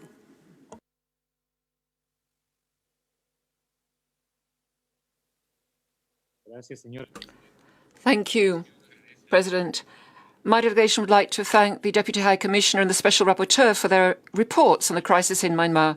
Ecuador, consistent with its permanent stance defending democracy and human rights, condemns the coup d'etat in Myanmar and deplores the arbitrary detention of political leaders, activists, human rights defenders, journalists inter alia, as well as the violent acts which are an assault against the rights of freedom of expression, freedom of opinion, freedom of association and peaceful assembly, religion or belief.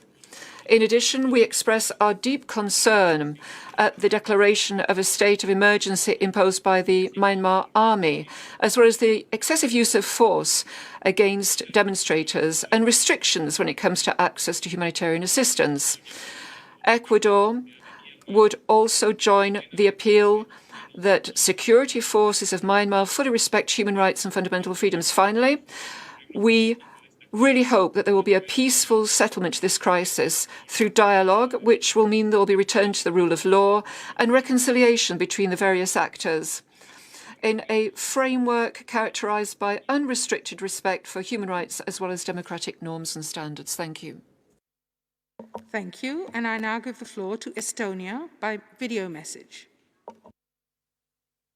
Madam President, Estonia strongly condemns the coup in Myanmar and the unlawful detention of State Councillor Do Aung San Suu Kyi, President U Win Myint, and other political leaders. All those detained should be released immediately and unconditionally.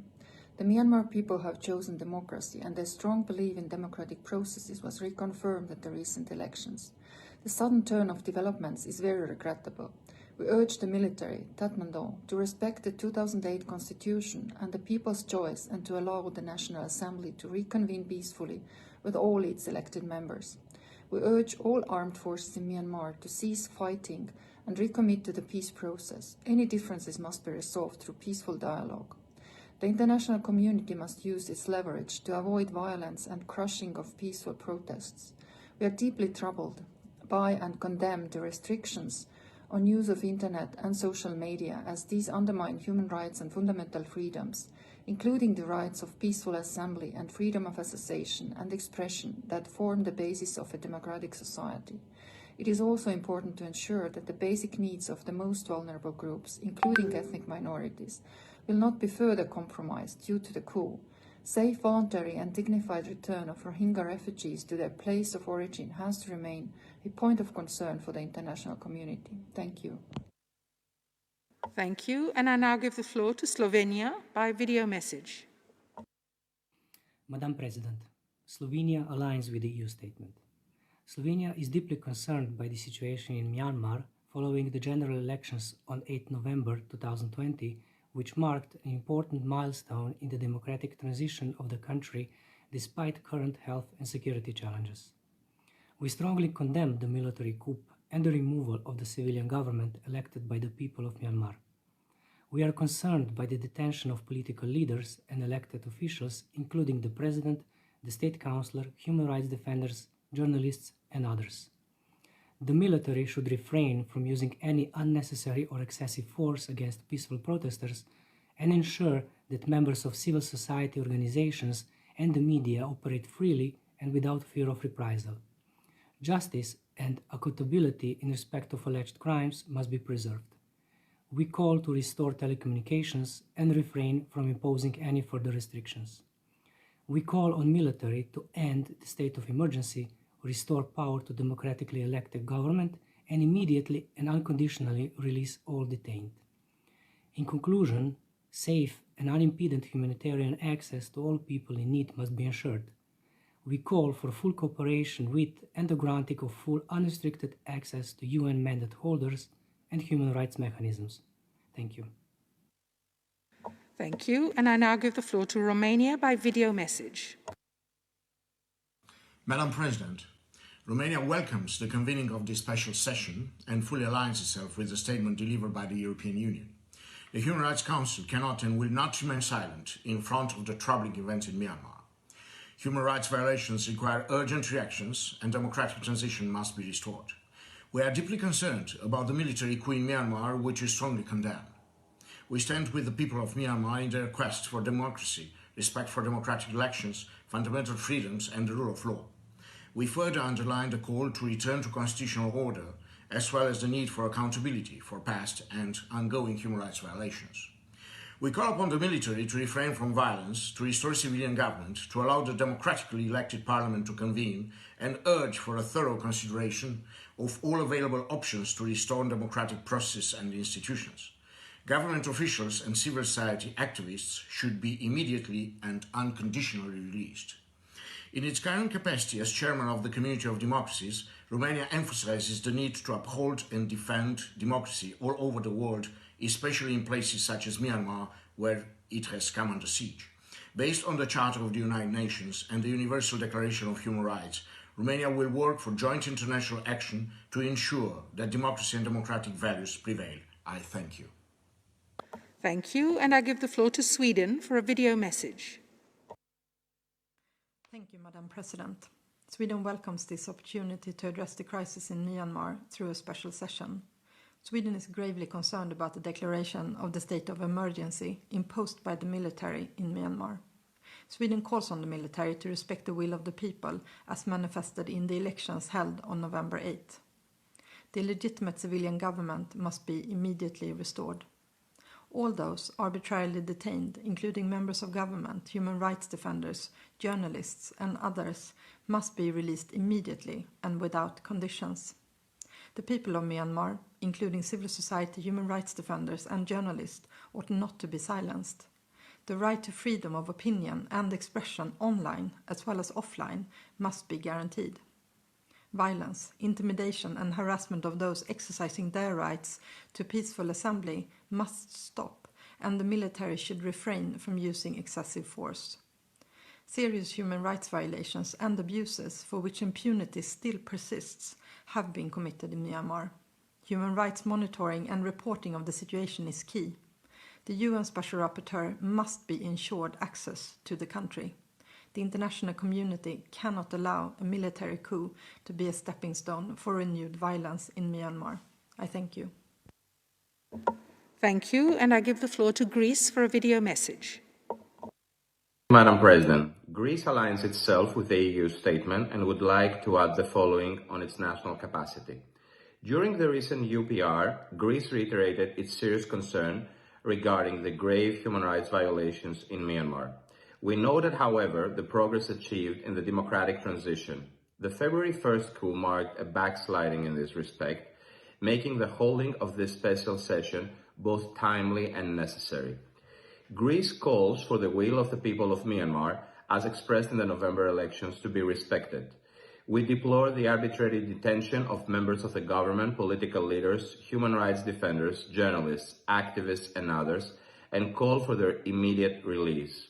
We also call for the respect of the fundamental rights and freedoms of the people of Myanmar, including their freedom of opinion and expression of assembly and association. The state of emergency, as well as restrictions on the internet, telecommunication, and social media, must be lifted. Madam President, as we call for the resumption of the democratization process, we must not forget that Myanmar's ability and willingness to address its past and present remain of critical importance. Credible accountability procedures for the serious human rights violations and abuses committed in the country constitute a necessary foundation to building a better future for all of its people. The ongoing processes in the ICJ and the ICC, as well as the IMM, are of vital importance.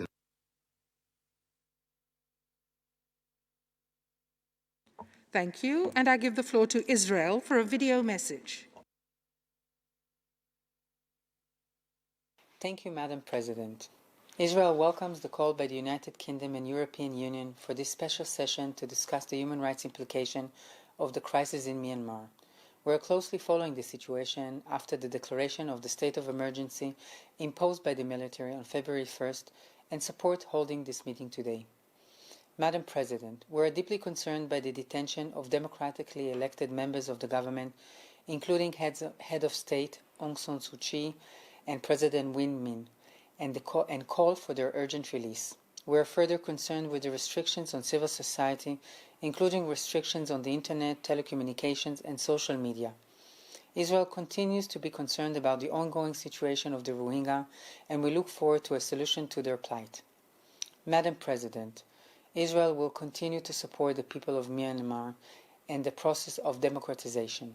We call for the preservation of peace and the rule of law in the country and for the prevention of all violence. Thank you. Thank you, and I give the floor to Belarus by video message. Madam President, we would like to express our concern with the trend of proliferation of country resolutions in the UN Human Rights Council. We believe that a number of questions raised during the current discussion falls outside the mandate of the Human Rights Council and thus creates a negative precedent for the future.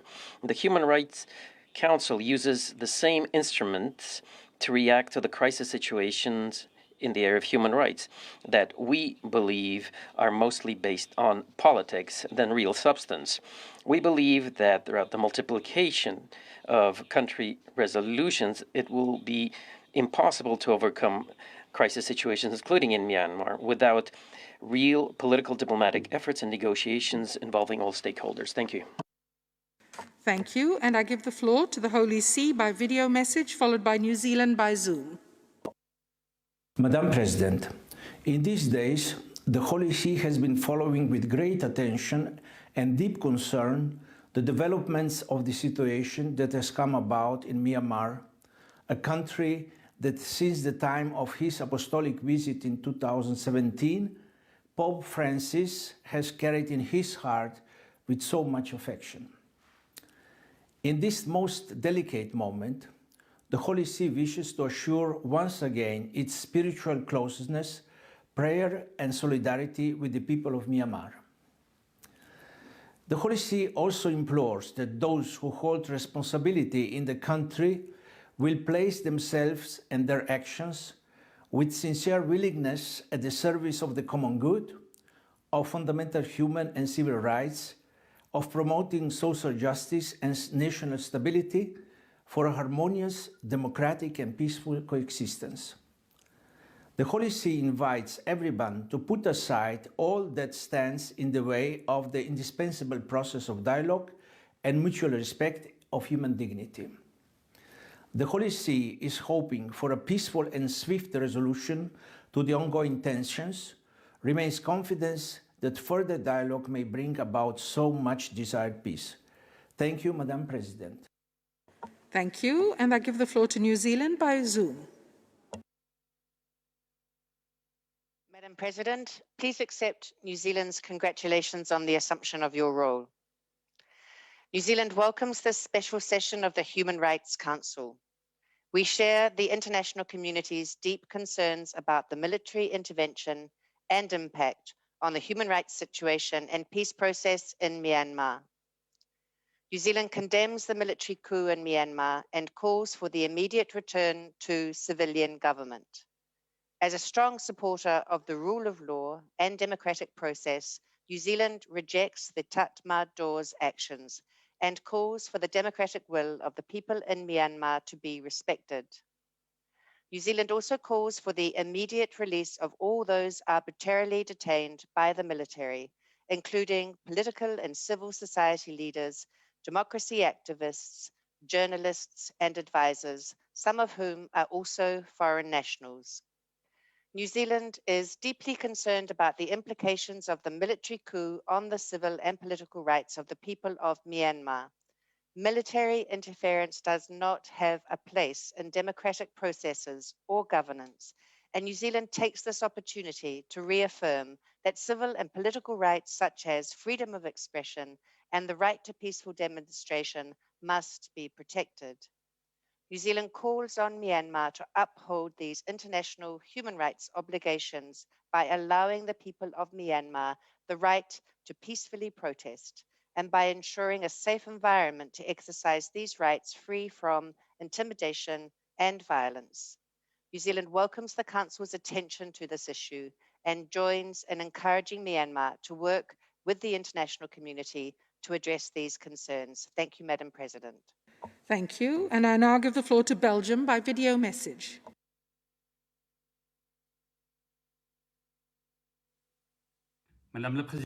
Madam President,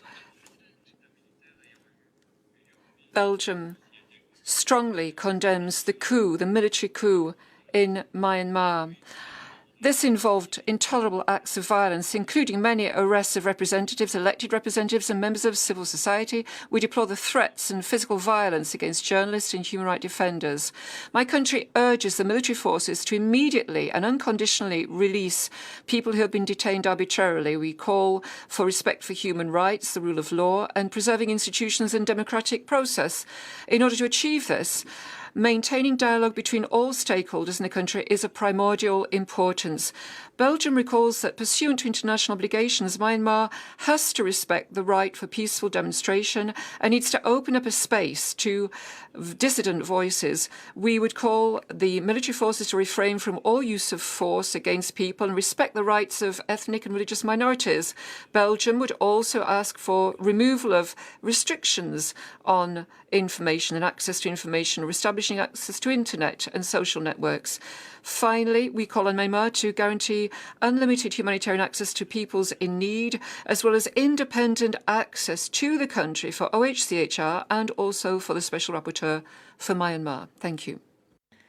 Thank you. And I now give the floor to the United States of America for a video message, followed by Singapore, followed by Liechtenstein. Singapore and Liechtenstein will speak on Zoom.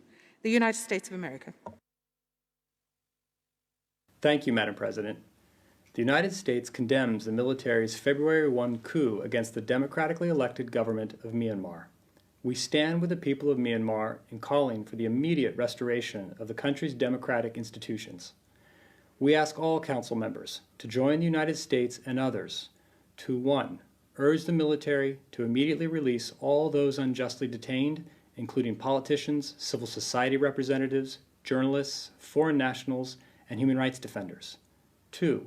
Urge the military and police to restore power to the democratically elected government, demonstrate respect for human rights and fundamental freedoms, and refrain from further violence against peaceful protesters. 3.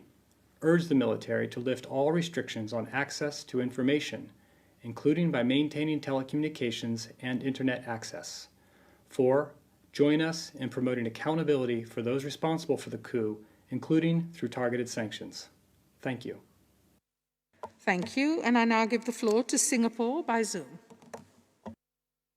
Madam President, Singapore expresses grave concern about the latest situation in Myanmar. We are monitoring the situation closely and hope all parties involved will exercise restraint, maintain dialogue, and work towards a positive and peaceful outcome. Myanmar is a close friend of Singapore and key member of ASEAN. We hope that the situation will return to normal as soon as possible. Thank you. Thank you. And I now give the floor to Liechtenstein on Zoom. Thank you, Madam President. Liechtenstein thanks the United Kingdom and the EU for the request for a special session on the situation in Myanmar. We are deeply concerned about the removal of the civilian government by the military and the arbitrary arrest of democratically elected members of the government, including State Councillor Aung San Suu Kyi and President Myint, other political leaders, human rights defenders, journalists, media workers, activists, foreign experts, and others. We regret that the military of the Myanmar has chosen to disregard the people's will as expressed in the elections of November 2020. The declaration of the state of emergency is as unacceptable as the internet shutdowns or the unwillingness of the leaders of Myanmar to uphold their human rights obligations. In light of the serious pre-existing human rights crisis in Myanmar, the military coup represents a clear danger of additional escalation. Madam President, in a situation of such gravity, the active involvement of the intergovernmental bodies is required. Liechtenstein supports the resolution to be adopted by the end of this special session and calls upon the Myanmar military to immediately lift the state of emergency, release arbitrarily detained persons, allow fair, independent investigations into all human rights violations, and cooperate with the OHCHR, as well as with Human Rights Council and the mandate holder and its mandate holder. I thank you, Madam President. Thank you. And I give the floor to Malta by video message, followed by Lao People's Democratic Republic by Zoom. Madam President, Malta aligns itself with the statement of the European Union. Malta deplores the removal of the democratically elected government carried out by the Myanmar military on 1st February 2021. We are deeply concerned by the detention of political leaders and civil society activists, including State Councillor Aung San Suu Kyi and President Myint, and call for their unconditional release. Civilians, including civil society and journalists, must not be subject to reprisals of any form. Additionally, restrictions on the internet and social media must be permanently lifted immediately. We also call for safe and unrestricted humanitarian access to support the most vulnerable. Madam President, we call upon the military to immediately lift the state of emergency, restore power to the legitimate civilian government, release all those unjustly detained, and to respect human rights and the rule of law. The results of the November elections must be respected, and Parliament should convene at the earliest opportunity. Malta reiterates its support to Myanmar's civilian and democratic transition and stands with its people to ensure that democracy prevails. I thank you. Thank you. And I give the floor to the Lao People's Democratic Republic on Zoom. Madam President, as an immediate neighboring country and ASEAN fellow, the Lao PDR has been followed by the development in Myanmar. We reiterate the importance of maintaining the political stability in ASEAN member states to achieve a peaceful, stable, and prosperous ASEAN community. We are of the view that the international community should create a conducive environment for Myanmar to resolve its internal differences through peaceful means in order for Myanmar to continue its democratization process as well as national development. In conclusion, we would like to emphasize the importance of the guiding principle of Human Rights Council, including the principle of non-selectivity and constructive international dialogue and cooperation. I thank you, Madam President. Thank you. And I now give the floor to Luxembourg by video message. Madam President, my delegation aligns itself with the statement made by the European Union. Luxembourg expresses its full solidarity with the people of Myanmar and strongly condemns the military coup d'etat. The armed forces should show full restraint in front of demonstrations of civilians. They should free all political prisoners, remove all obstacles to civil and political rights, especially the freedom of the press and opinion and expression, and restore access to the internet, and finally submit themselves to civilian oversight as soon as possible. My delegation supports the resolution to be adopted. We renew our appeal to all authorities of Myanmar to ensure unimpeded access to the set of protections of human rights of the United Nations. Impunity for large-scale violations of human rights should be ended once and for all, especially the crime of genocide against the Rohingya and crimes of war crimes that are committed against them and other ethnic minorities. Impunity encourages repetition of the most serious of crimes. Targeted and effective restrictive measures against the junta and its economic interests should be studied. Thank you. Thank you, and I give the floor to Croatia for a video message. Thank you, Madam President. Croatia aligns itself with the statement of the European Union. We are deeply concerned with the course of events in Myanmar and strongly condemn unconstitutional seizure of power by the military forces, which imposed a year-long state of emergency, creating a climate of fear and repression. Particularly troubling are the latest reports of police using water cannons and rubber bullets on peaceful protesters. We invite the military leadership to refrain from violence against civilians and to respect the rights of the people of Myanmar to peacefully protest and express their opinion. The restrictions on civil society journalists and media workers are additionally concerning. We call for prompt release of all detainees and restoration of democratically elected government. Any allegation of election irregularities has to be processed through the proper legal mechanisms. Recent events have trampled Myanmar's 10 years long democratic transition and overshadowed efforts invested in peace process and national reconciliation. We underline our support for restoration of democratic process and full respect for human rights, fundamental freedoms and the rule of law in order to create conditions necessary for addressing past and ongoing human rights violations in the country. In this sense, we express our full support to the ongoing mandate of independent investigative mechanisms for Myanmar in ensuring justice and accountability. Croatia calls all parties to find an urgent way out of the crisis through de-escalation and an inclusive national dialogue. I thank you. Thank you, and I give the floor to Finland for a video message, followed by Turkey on Zoom, then Switzerland by Zoom. Finland, you have the floor. Madam President, Finland aligns itself with the statement by the European Union. Finland condemns in the strongest terms the military coup carried out in Myanmar. Finland calls upon the military to immediately and without any conditions release the President, the State Councillor and all those who have been arrested, exercise maximum restraint, respect all human rights, freedoms of expression and assembly and the rule of law.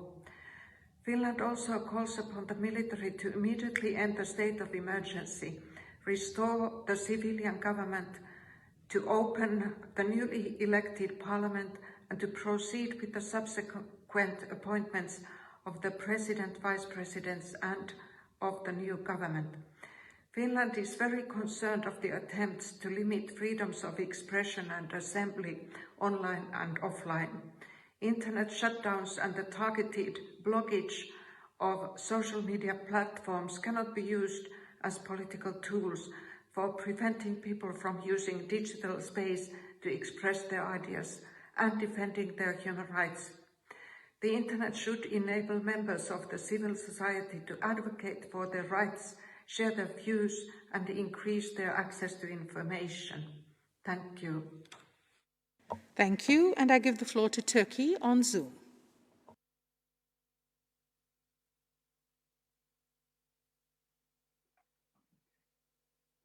Madam President, do you hear me?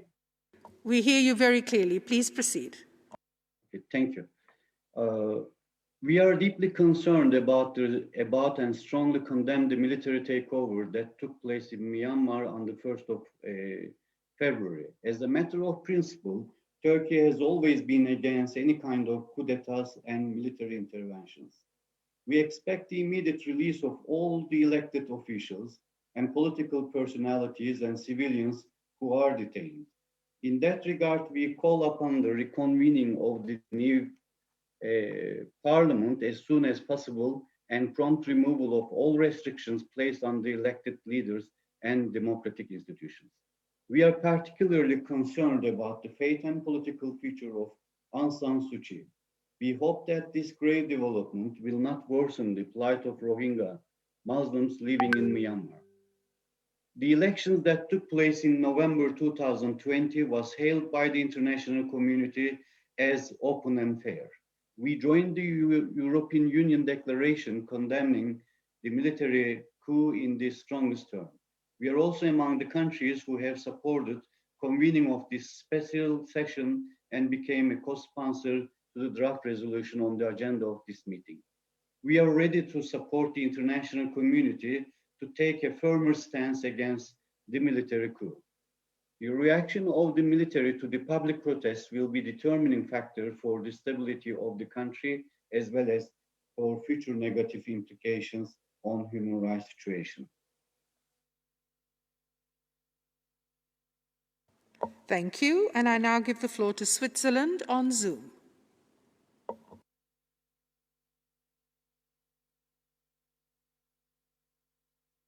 Switzerland, you have the floor.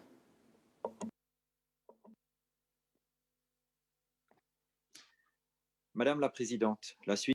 Madam President, Switzerland is seriously concerned with the recent events in Myanmar.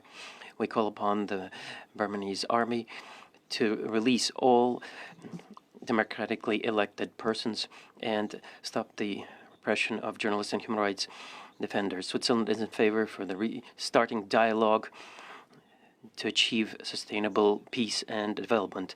The recent events may seriously throw back the progress achieved by the country and the human rights situation exacerbated by the current health crisis. Switzerland would like to urge the Burmese authorities to provide access to the Office of the High Commissioner and Special Rapporteur and ensure dialogue between different parties. The situation of displaced persons in Myanmar may even further deteriorate, and we need a voluntary, safe return of the Rohingya refugees, something that is becoming more and more difficult. It is crucial that the voice of civil society is heard. Switzerland calls upon the Myanmar military to respect the freedom of assembly and peaceful demonstrations and refrain from any violence in line with international agreements that Myanmar should respect. It is crucial that to ensure the free use of internet that should be reestablished throughout the country. Thank you. And I now give the floor to the United Nations Children's Fund by Zoom, followed by Australia by Zoom, followed by Vietnam by Zoom. The United Nations Children's Fund, the floor is yours. Thank you, Madam President. UNICEF expresses deep concern regarding the impact of the ongoing crisis on children's well-being and reminds all parties of their obligations to uphold all children's rights as enshrined in the Convention on the Right of the Child, to which Myanmar is a state party, and under the Myanmar Child Rights Law enacted in 2019. These rights include the rights to protection, participation, peaceful assembly, and freedom of expression. They also include freedom from unlawful and arbitrary detention or separation from parents. In crisis situations, children are often disproportionately affected, and it is essential that all parties uphold the best interest of the child, one of the core principles of the CRC, as a primary consideration. In the context of ongoing demonstrations and current events and reports of injuries, some potentially fatal, UNICEF calls on all actors, including security forces, to exercise the utmost restraint, to resolve differences through constructive and peaceful means, and to prioritize the protection and safety of children and young people as they express their opinions. I thank you. Thank you, and I give the floor to Australia by Zoom.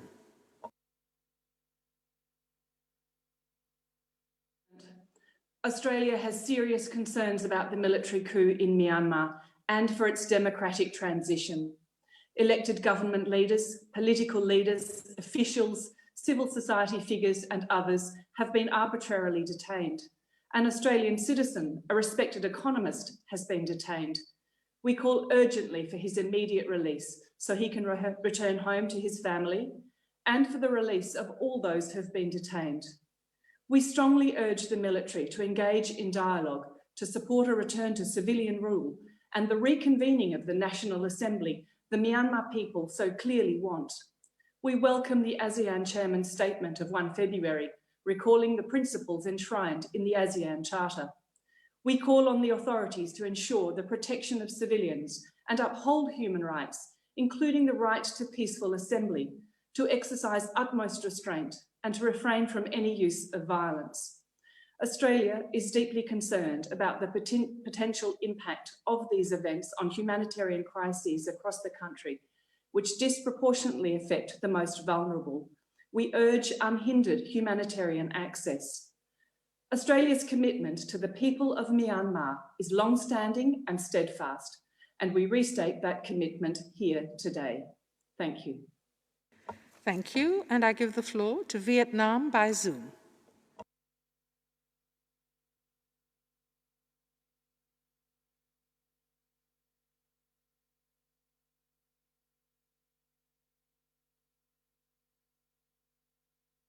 Vietnam, you have the floor.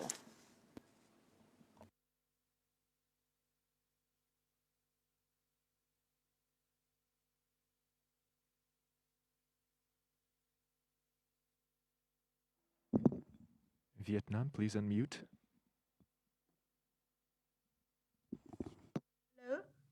Hello, can you hear me?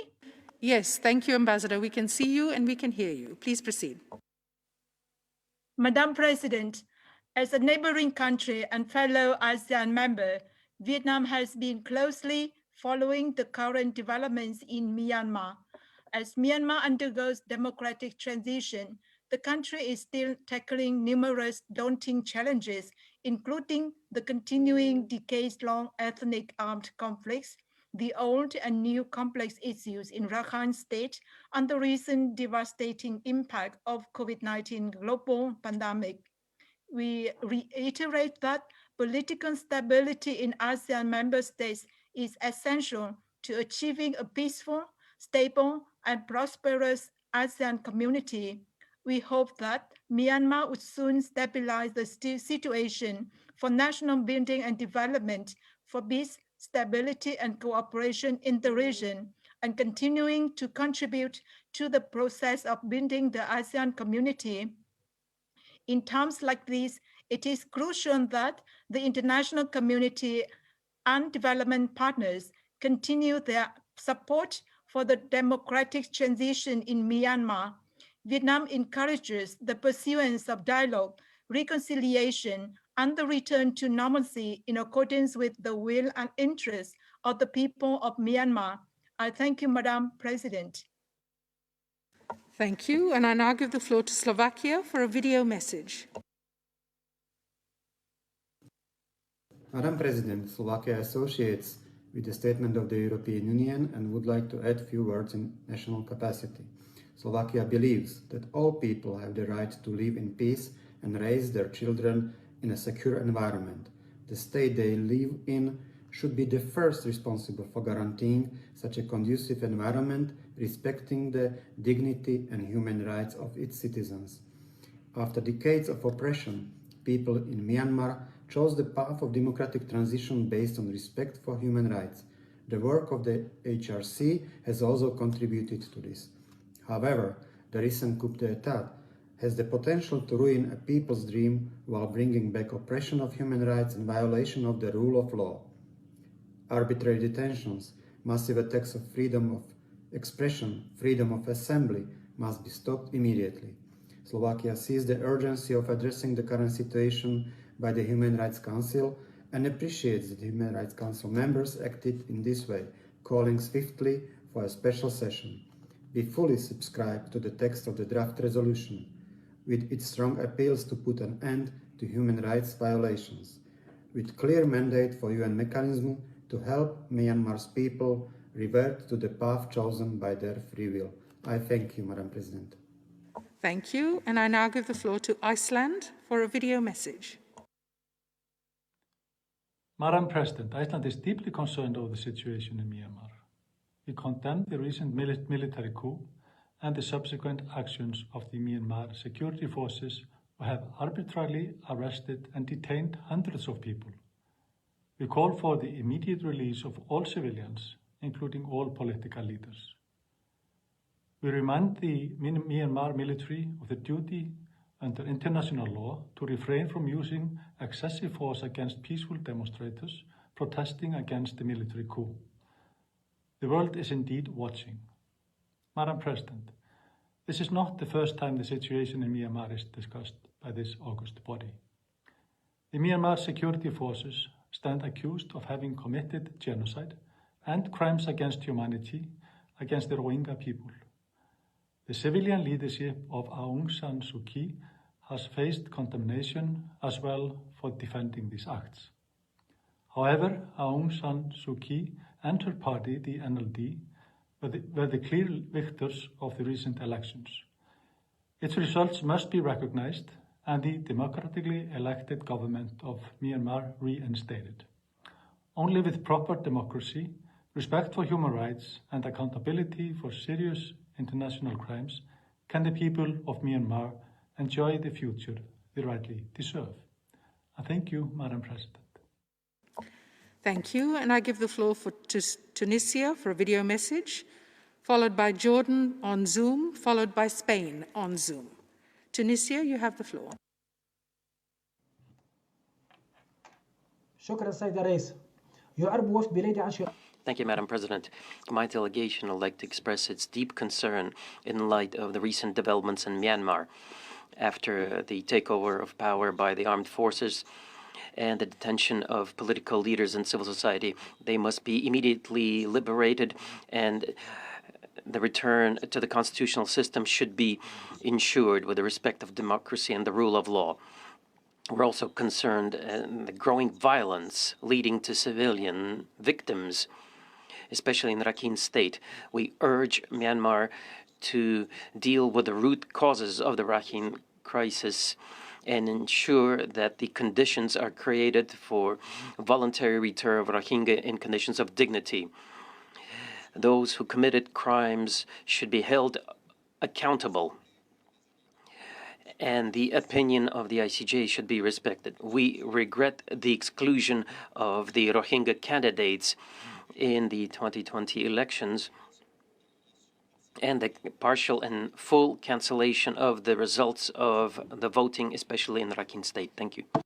Thank you. And I give the floor to Jordan by Zoom, followed by Spain by Zoom, followed by South Africa by Zoom.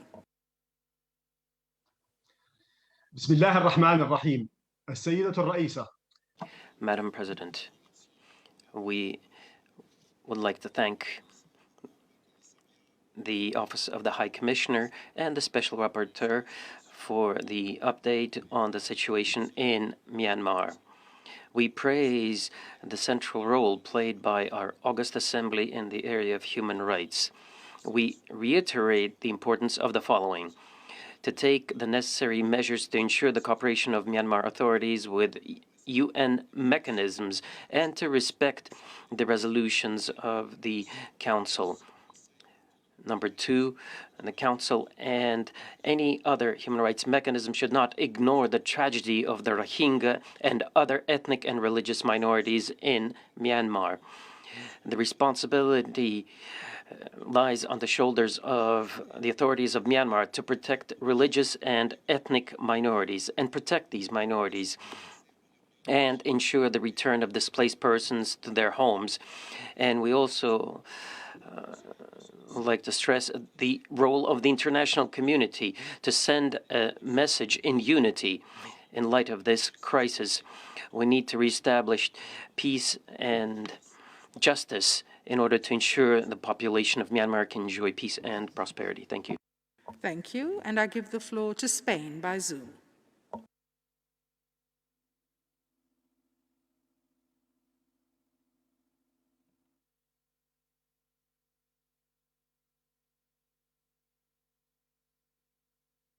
Spain, please unmute.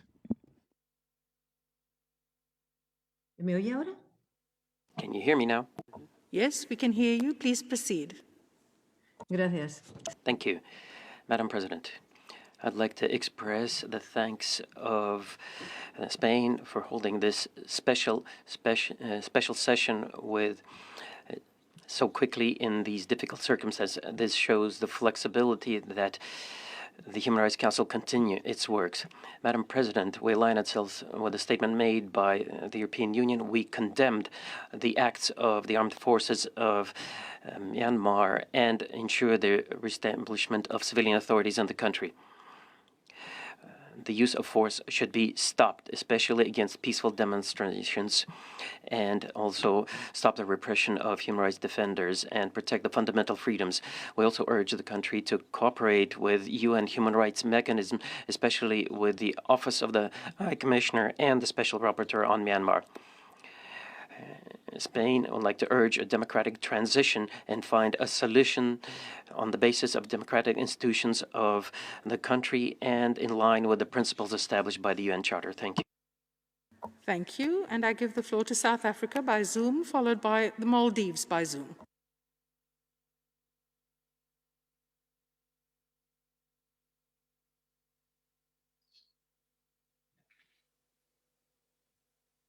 Madam President, South Africa appreciates the convening of this special session aimed at addressing the latest developments concerning human rights in Myanmar.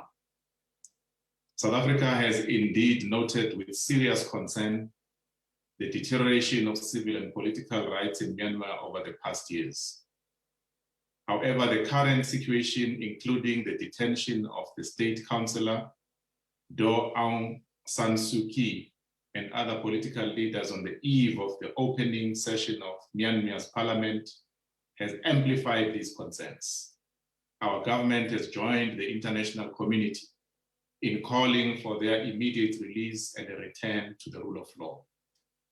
These regrettable developments undermine democratic reforms undertaken in Myanmar following the general elections held on 8 November 2020. We call upon the military to respect the rule of law as well as international human rights and humanitarian law. South Africa firmly believes that political differences should be resolved through peaceful and inclusive dialogue. South Africa will continue to support the people of Myanmar in their pursuit of democracy, peace, human rights, and the rule of law. During crises, it is the vulnerable groups that bear the brunt, and the impact on women and children will be disproportionately felt. We appeal that the right of life and health are upheld as the world is reeling from the COVID-19 pandemic. I thank you, Madam President. Thank you. And I now give the floor to the Maldives, followed by Qatar. The Maldives, the floor is yours.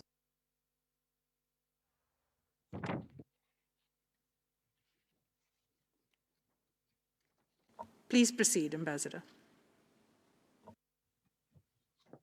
At the outset, let me express our appreciation to Madam President for addressing this urgent matter in a timely manner. The Maldives is deeply concerned about the rapidly deteriorating situation in Myanmar and its implications for the people of Myanmar. Maldives strongly condemns the state of emergency imposed by the Myanmar military on February 1st, following the military coup that ousted the democratically elected government and the arbitrary detention of members of the civilian government, including the chairperson of the National League for Democracy and State Council, Aung San Suu Kyi, and President Myint. We are presently concerned by the news of the suppression of the voice of the people in Myanmar through restrictions to internet access, telecommunications, media, and the clampdown on peaceful gatherings and protests. The government of Maldives calls on the military to immediately and unconditionally release all those who are placed under arbitrary detention, uphold the rule of law, and to respect and restore the democratic process. Further, the government of Maldives remains deeply concerned over the continued acts of human rights violations and escalation of violation against the Rohingya Muslims. We call on Myanmar to respect its human rights obligations and international law, international humanitarian law, and human rights covenants. At this critical time, the Maldives calls on Myanmar to engage in dialogue and reconciliation with the goal of restoring democracy and to take immediate steps to protect the human rights of all people. I thank you, Madam President. Thank you. And I now give the floor to Qatar, followed by Brunei Dar es Salaam. Qatar, the floor is yours.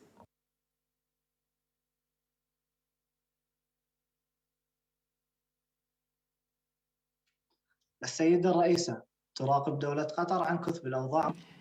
Thank you, Madam President. We have been following the recent developments in Myanmar, and we are seriously concerned in light of the human rights situation, a situation with fundamental freedoms.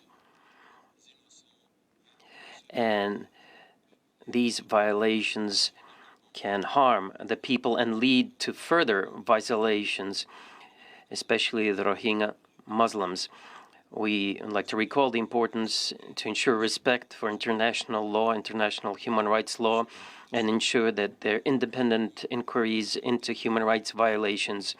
The authorities of Myanmar should protect all minorities, including the Rohingya minority, and guarantee the right to obtain nationality and ensure a sustainable, free return in conditions of security to their homes and to avail themselves of international assistance, something that will help achieve national reconciliation and stability. Finally, we support the efforts of the international community and other stakeholders to find a solution to the situation in Myanmar through dialogue. We have to strengthen national dialogue to find a solution to the crisis in order to guarantee and preserve national unity and preserve the hopes of the Myanmar people to development, security, and peace. Thank you. Thank you. And I give the floor to Brunei Darussalam.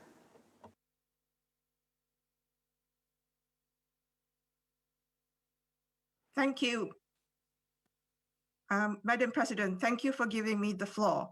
I have the honor to deliver our national statement at this special session. Brunei Darussalam is closely monitoring the situation in the Republic of the Union of Myanmar. Brunei Darussalam recalls the purposes and principles enshrined in the UN Charter, in particular in promoting and encouraging the respect for human rights and fundamental freedoms.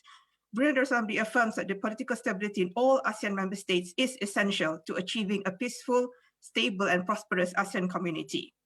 We reiterate the ASEAN's chairman's statement of 1st February 2021, recalling the purposes and principles enshrined in the ASEAN Charter, including the adherence to the principles of democracy, the rule of law and good governance, respect for and protection of human rights and fundamental freedoms.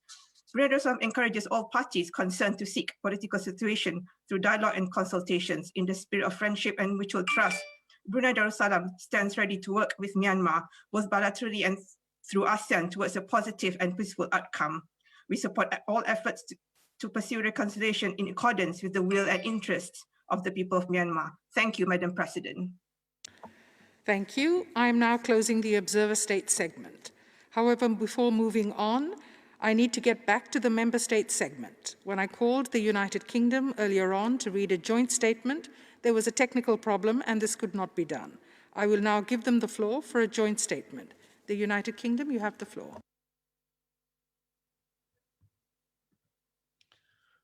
Thank you, Madam President. Can you hear me? Yes, we can hear you very clearly, Ambassador. Please proceed. Thank you, Madam President. We are making a joint statement on behalf of the United Kingdom and Iceland to bring the Council's attention to a letter that has just been submitted to the Human Rights Council by a group of 300 elected members of the Parliament in Myanmar.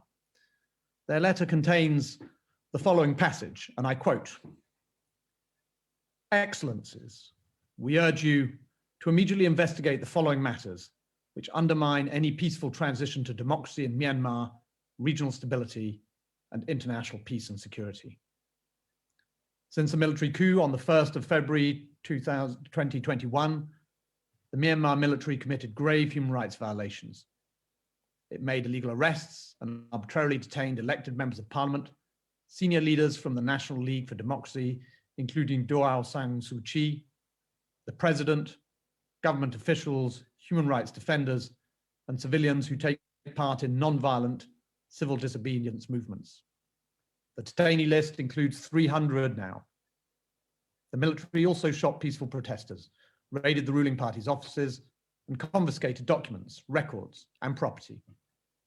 Moreover, it placed restrictions on people's freedom of speech by preparing a telecommunications bill intended to control access to the internet and mobile services. We urge the Human Rights Council to support our efforts. End quote. Thank you, Madam President.